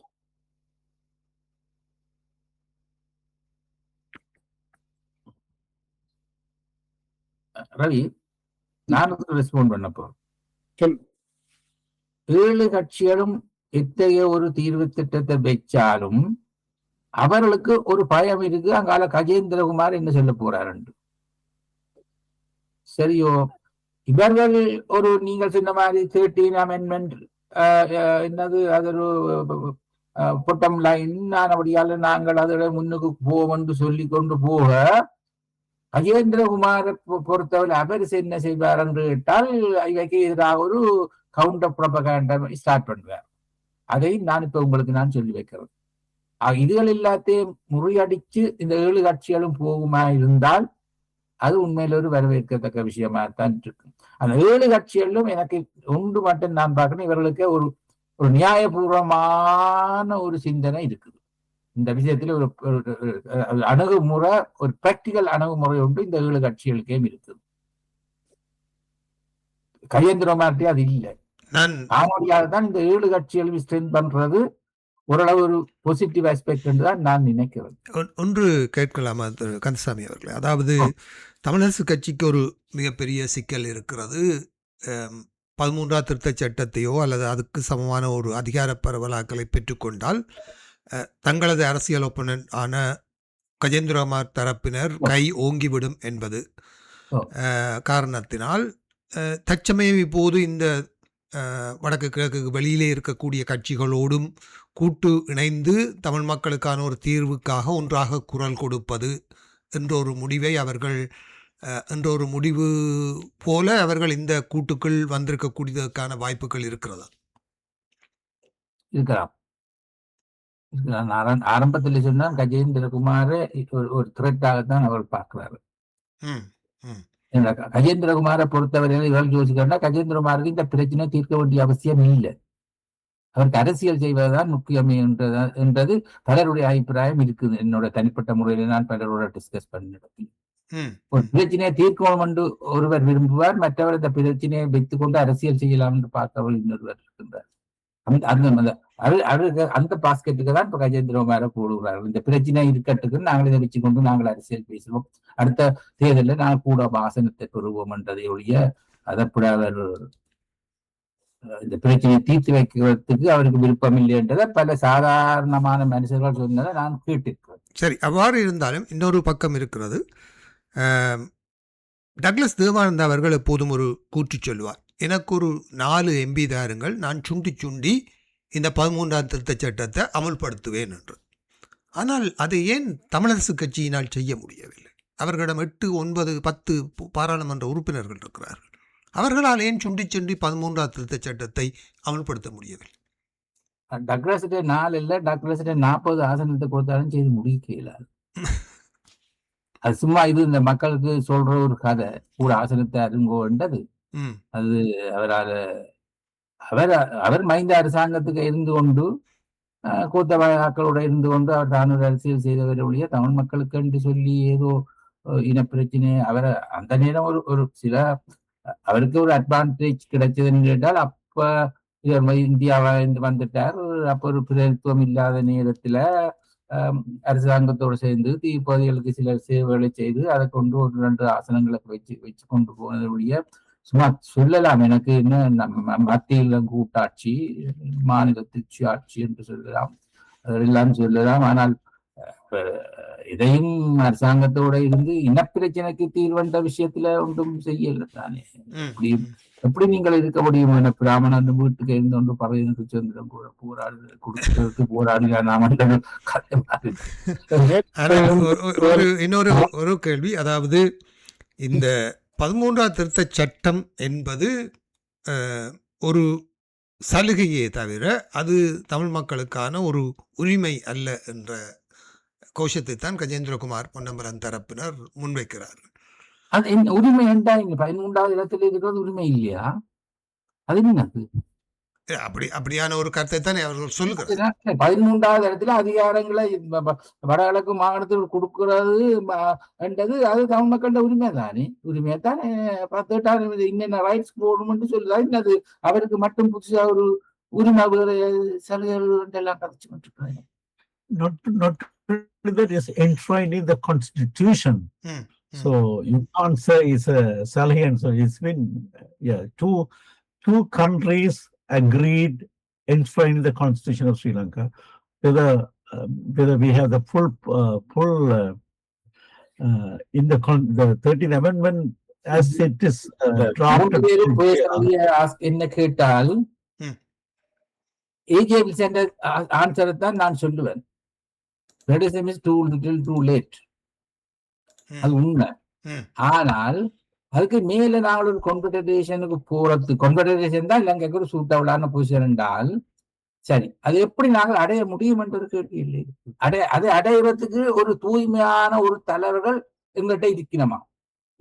ஈஸ்ட் திமோர் விடுதலை அடைஞ்ச பொழுது எத்தனையோ நாடுகள் விடுதலை அடைந்தால் அங்கு ஏதோ ஒரு கண்ணியமான தூய்மையான அர்ப்பணிப்புள்ள ஒரு 2 தலைவர்கள் இருந்திருக்கிறார். எல்லாம் ஒரு கால் இங்க ஆஸ்திரேலியாவுக்கு வாரத்துக்கு டாமின்ல போட்ல வந்து இங்க இருந்து ஆஸ்திரேலியன் கவர்மெண்ட் போய்தான் 2 பேர் தான் ஈஸ்ட் திமோருக்கு சுதந்திரம் பெற்றுக் கொடுத்தார். சுதந்திரம் அடைஞ்சவை எடுத்து பார்த்தால் ஆறு நல்ல டெடிகேட்டடான துறவு இருக்காங்க. கோசிமியா இருக்கலாம் அல்லது இவரா இருக்க, அந்த அப்படி கமிட்டடான ஒரு தலைவர் தமிழர்களுக்கு இருக்கணுமா? எல்லாம் இப்ப வந்து the demography of the north and east has changed completely. Demography.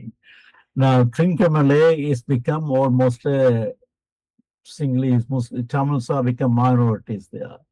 Eastern province Tamils are minorities now, yes, almost like a particular district. So Varnia is also gone to some extent. Some parts of India.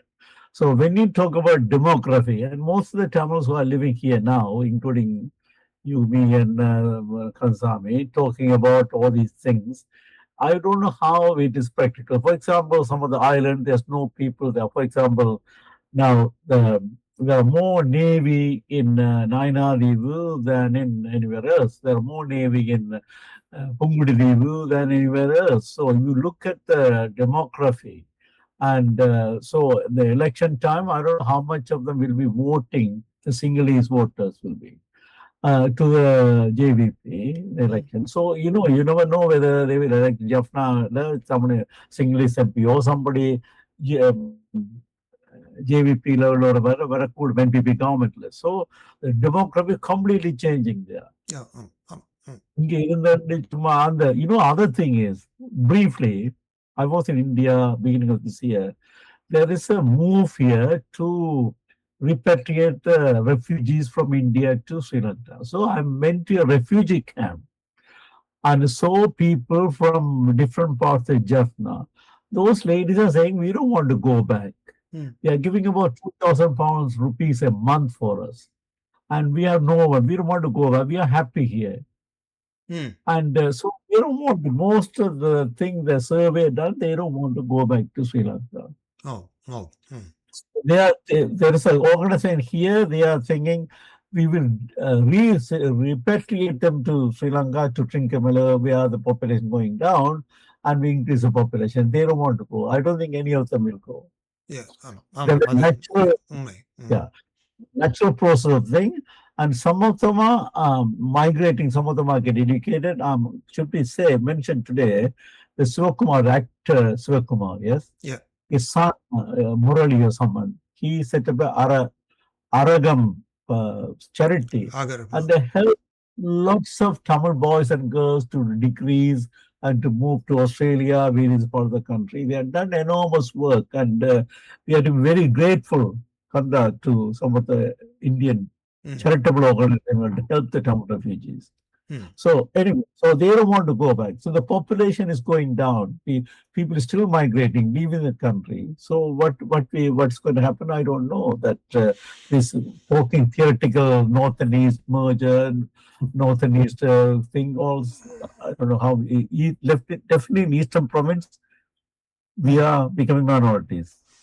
நீங்கள் குறிப்பிட்ட இன்னொரு விடயம், அதாவது உங்களுடைய கொழும்பிலே நீங்கள் சந்தித்த சிங்கள நபர் 13ஆம் திருத்தச் சட்டத்தில் இருப்பதைப் போல ஒரு அமைப்பை ஜேவிபியினர் உருவாக்க விரும்புகிறார்கள். கிட்டத்தட்ட அதே போல அப்படியாக பார்த்தால் எதிர்வரும் காலத்தில் அதாவது இந்த தமிழ் கட்சிகள் முதலாவது கோரிக்கையாக இருக்கக்கூடிய ஒரு புதிய அரசியல் அமைப்பை உடனடியாக கொண்டு வர வேண்டும் என்று சொல்லுகிற அந்த கோரிக்கையை தான் முதலாவதாக வைத்திருக்கிறார்கள். அப்படி பார்க்கும்போது என்பிபி கொண்டு வருகிற புதிய அரசியல் அமைப்பிலே 13ஆம் திருத்தச் சட்டம் என்பது இல்லாமல் செய்யப்பட்டு அல்லது அதையும் வைத்துக்கொண்டு இன்னும் என்பிபி தரப்பினரால் உருவாக்கப்படுகிற புதிய ஒரு சட்டமும் அதிகார பரவலாக்கலுக்காக அடிஷனலாக கொண்டு வரப்படும் என எதிர்பார்க்கலாமா?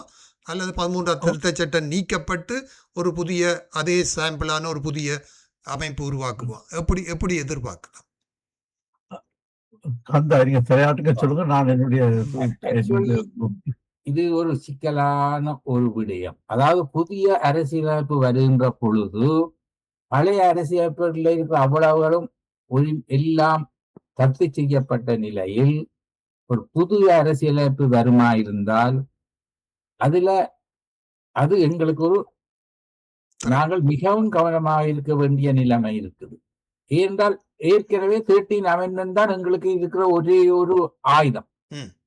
அதை இல்லாம செய்து கொண்டு புதிய ஒரு அரசியலமைப்பு வந்தா பிறகு அந்த அரசியலமைப்பு உலக காலத்தின் இலக்கியம் இருக்கு என்று சொல்லிடுறார். 72ஆம் ஆண்டு வந்த அரசியலமைப்பு 78ஆம் ஆண்டு இல்லாம போயிட்டு இவர்கள் அந்த 13 அமெண்ட்மெண்ட்டை நீக்கி போட்டு நீங்க திருப்பி ஒரு புதிய அரசியலமைப்பு கொண்டு வந்த பொழுது அதுக்கு பிறகு அந்த அரசியலமைப்பு ஒரு சில காலத்துக்கு போய் அற்று போனால் எங்களுக்கு 13 அமெண்ட்மெண்ட் இல்லாம போயிடும்.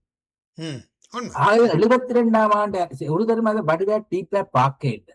72ஆம் ஆண்டு அரசியல் வருகின்ற பொழுது அதுல அவர்கள் என்ன செய்தார்? 72ஆம் ஆண்டுக்கு முன்பு தமிழர்களுக்கு இயற்றப்பட்ட அவ்வளவு சட்டங்களும் தமிழ் மொழி விசேட மசோதா நீதிமன்றம் அவ்வளவத்தையும் உள்நாட்டு சில்வா என்ன செய்தவர் என்றால் 72 கான்ஸ்டிடியூஷன்ல இன்கோர்பரேட் பண்ணிட்டு சொல்ல முந்தி சாதாரண சட்டங்களா இருந்ததை நாங்கள் அதுக்கு கான்ஸ்டிடியூஷனல் ஸ்டேட்டஸ் கொடுத்துருக்கோம். இனி வார அரசாங்கம் நாங்கள் என்னத்தை கேட்கணும் என்றால் அதுல முன்பு 47ஆம் ஆண்டிலிருந்து முந்தைய அரசாங்கத்துல என்ன தமிழ் மக்களுக்கு சாதகமான சட்டங்கள் இயற்றப்பட்டனவோ அவ்வளவு இந்த நியூ கான்ஸ்டிடியூஷன்ல இன்கோர்பரேட் பண்ணப்பட வேண்டும்.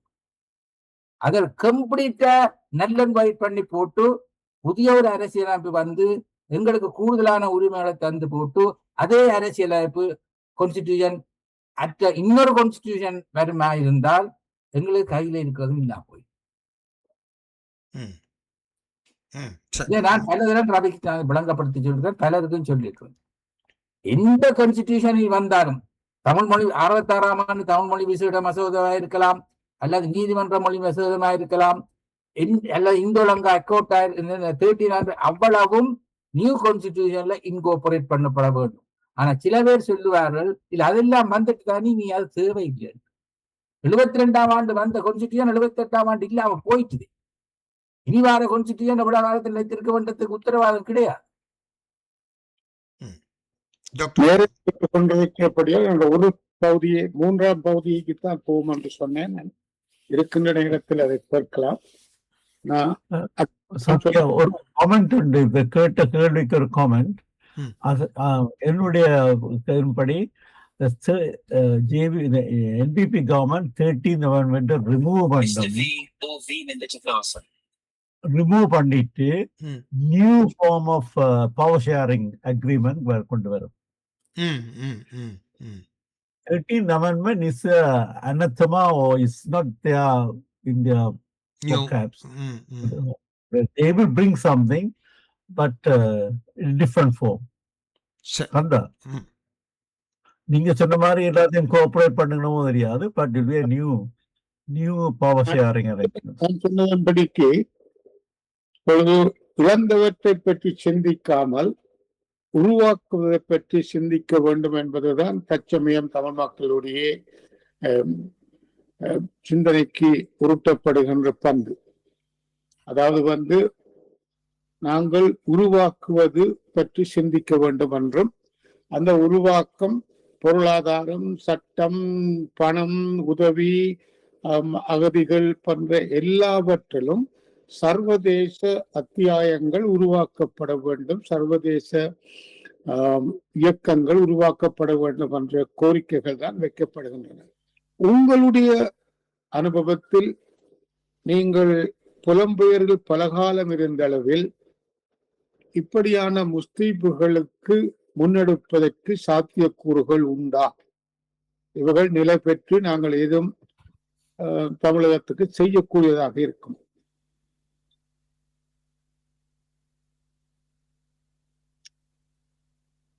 எல்லாரும் சர்வதேச ரீதியில் சர்வதேச புலம்பெயர் மக்கள் ஒரு நிதியத்தையோ அல்லது போனால் அகதிகளை பாதுகாப்பதை பற்றியோ மனித உரிமைகளை பற்றியோ ஒரு சர்வதேச உருவாக்கம் இருக்க வேண்டும் என்று கோருகிறார்கள். அதில் எங்களுடைய புத்திஜீவிகள் பங்கெடுத்து நாங்கள் பொருளாதாரத்தை நிமித்துவதற்குரிய உதவிகளை செய்ய வேண்டும் என்று கோருகிறார்கள்.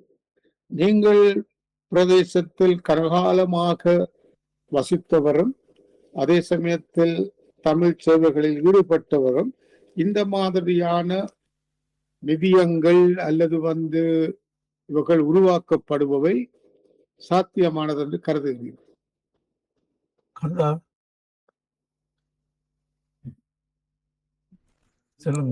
கந்தசாமி, நீங்கள் உங்களுடைய கருத்தை சொல்லுங்கள்.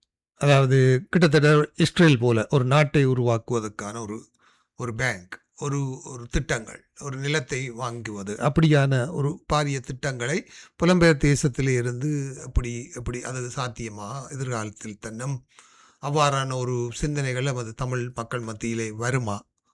அப்படியான ஒரு தீவிரமான எமது மண்ணை மீட்க வேண்டும், மண் மீட்பு நிதி என்று அப்படியாக எண்ணுகிறீர்களா? இல்லை என்று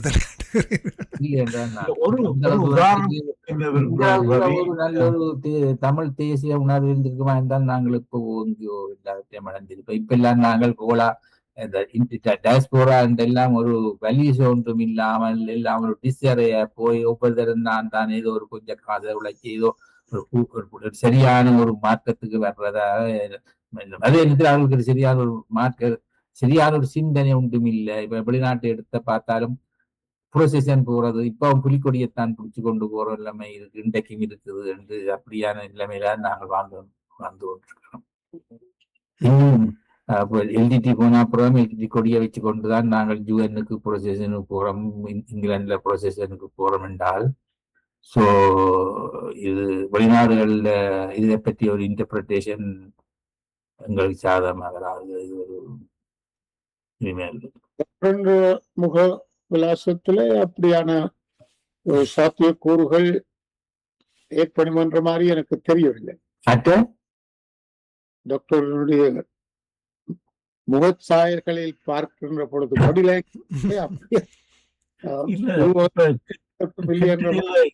இந்தியால இருந்து அந்த சரவணன் என்றவர் அகரமண்ட சேரிட்டிக்கு ஒர்க் பண்ணவர். அப்ப அவர் இந்த அகதிகள் முகாம்கள்ல போய் ஒரு டேட்டா கலெக்ட் பண்ணிருக்கிறார். எத்தனை பேர் திரும்பி போறீங்க, எத்தனை பேர் இருக்க போறீங்கன்னு அந்த டேட்டாவை அனலைஸ் பண்ணது. அவர் ரெஃப்யூஜியாக போய் படிச்சு ஒரு இதில் அப்போ குடும்பம் இருக்குது நடத்தணும். அப்ப அதுக்கு அவருக்கு ஒரு கொஞ்சம் ஃபண்டிங் தேவை. அப்போ ஒரு மீட்டிங் ஒன்று லண்டன்ல ஆர்கனைஸ் பண்ணிச்சு.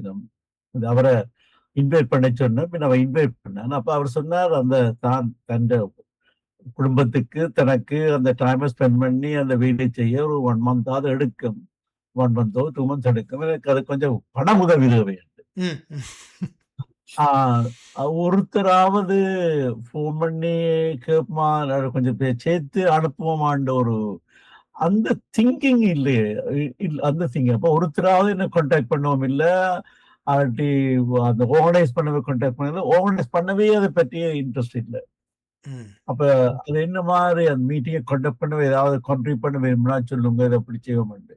அப்ப இப்படியான சூழ்நிலையில தான் அப்படி பல உதாரணங்கள் நான் இப்ப யுகேல இருக்கிறபடியா எனக்கு பல உதாரணங்களை செய்யலாம். பொதுவான சில இதுகளை செய்யறதுக்கு நாங்க படுகின்ற கஷ்டங்கள். ஆம், இதை இதை கதைக்கிறது முறையோ தெரியாது. இப்ப சம்டைம் ராஜநாயகம் அவர்கிட்ட கலெக்ஷன் ஹியூமன் ரைட்ஸ் ஒர்க் எல்லாம் இது வந்து என்னுடைய கையில வந்துச்சு. ஏன்னா அதை டிஸ்கார்ட் பண்ண வேண்டி வெளிக்கிட்ட போது அதை நான் சொன்ன சொல்லி அதை டிஜிட்டலைஸ் பண்றதுக்கு நானும் ட்ரை பண்ணுறதை டிஜிட்டலைஸ் பண்ணி அதை ஒரு இதுல போடுறதுக்கு ரிசர்ச்சர்ஸுக்கு. என்னென்னால் ஹியூமன் ரைட் 30 years of வார்ல கலெக்ட் பண்ண டேட்டா, அதுல மிஸ்ஸிங் பீப்புள், கில்டிங் டேட்டா அதுல இருக்கு. அதெல்லாம் எப்படி அதை சேவ் பண்ணி டிஜிட்டைஸ் பண்றதுக்கு நான் கஷ்டப்படுறேன். அதாவது ஒரு லைக் மைண்டட் பீப்புள் வந்து கதைச்சி செய்யறதுக்குரிய ஆட்களே இல்லை. அந்த நிலையில தான் இன்றைக்கு சமூகம் இருக்கின்றது. பொதுவான இப்படி ஆர்கைவ்ஸ் எவ்வளவு 30 வருஷமா நடந்த சண்டையினுடைய ஆர்கைவ்ஸ்களை ஒரு 25 years-ஆ சம்டைம்ஸ் ராஜநாயகத்திட்ட இந்த டாக்குமெண்ட்ஸ் எப்படி அதை சேவ் பண்ணலாம்ட்டு என்ன இருக்குது, அதை எப்படி கட்லாக் பண்ணி டிஜிட்டலைஸ் பண்றதுக்கு நான் இப்ப 5 இடங்களுக்கு மாத்தி இருக்கிறேன். நான் என்னடா ஸ்டோரேஜுக்கு with the mercy of your friend, I'm keeping it in another place. 5 places change. So இப்படியா நிலைமையில தான் நாங்கள்ட்ட இருக்கிற சமூகம். அப்படியே எப்படி நாங்கள் அடுத்த இதுக்கு லீடர்ஷிப் கொடுத்து இதை செய்யக்கூடிய ஆட்கள் இருக்கணும்னு எனக்கு தெரியல. அப்படியே தான் நான் நெகட்டிவா இருக்கிறேன். இன்றைக்கு எல்டிடி என்ற சாபனத்தை வச்சு உழைக்கிற ஆட்கள் இருக்கணும் இங்க யூகேல. வந்தா நீங்க ஆஸ்திரேலியாலும் தான். சோ அந்த நிலையில தான் நாங்க ரவிக்கு தெரியுமோ தெரியா, ஆஸ்திரேலியால 40 பேர் இருக்கிற பினாமி அளவு காசு வச்சு இன்றைக்கு இதெல்லாம் கலைக்கக்கூடாது. கண்டபடியா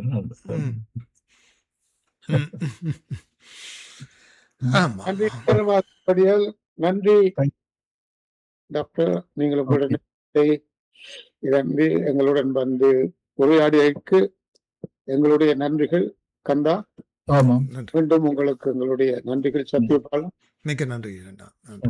நாங்கள் உங்களுடைய வயதிலும் நீங்கள் ஆக்டிவாக இயங்கிக் கொண்டிருப்பதை பற்றி நாங்கள் மகிழ்ச்சி கொள்கிறோம், பெருமைப்படுவோம்.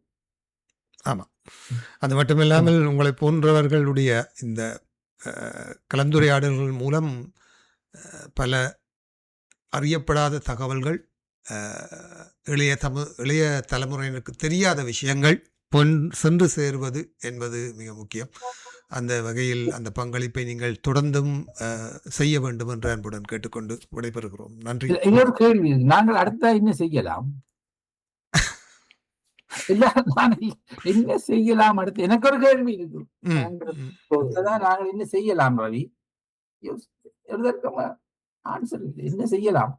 அதுதான் பல பல ஊடகங்கள் இப்ப பல பல தத்துவங்களையோ அல்லது பிராக்டிக்கலாக எவ்வளவு நடக்க முடியும் என்றதுக்கு டாக்டர் சொல்லுகின்ற சில உதாரணங்கள் ரியாலிட்டி அந்த அத்திவாரங்கள் இருந்துதான் நாங்கள் என்ன செய்யலாம் என்பதை பற்றி யோசிக்குவோம். எத்தனையோ செய்ய வேண்டி இருக்கிறது. ஆனா நாங்கள் கொலையடிக்கிறோம், இப்படி பற்றி காட்டுகிறோம், இப்படி எல்லாம் வளரலாம் கொள்ளலாம் என்று சொல்லி நாங்கள் பல திட்டங்களை பற்றி போடுகிறோம். ஆனால் இவை எல்லாரும் நின்று பிடித்து வாழ்வதற்கு டாக்டர் செய்கிறவைகள் வந்து சில உதாரணம். நன்றி டாக்டர். நன்றி டாக்டர் ரட்னேஸ்வரன். நன்றி திரு கந்தசாமி அவர்களே. நன்றி.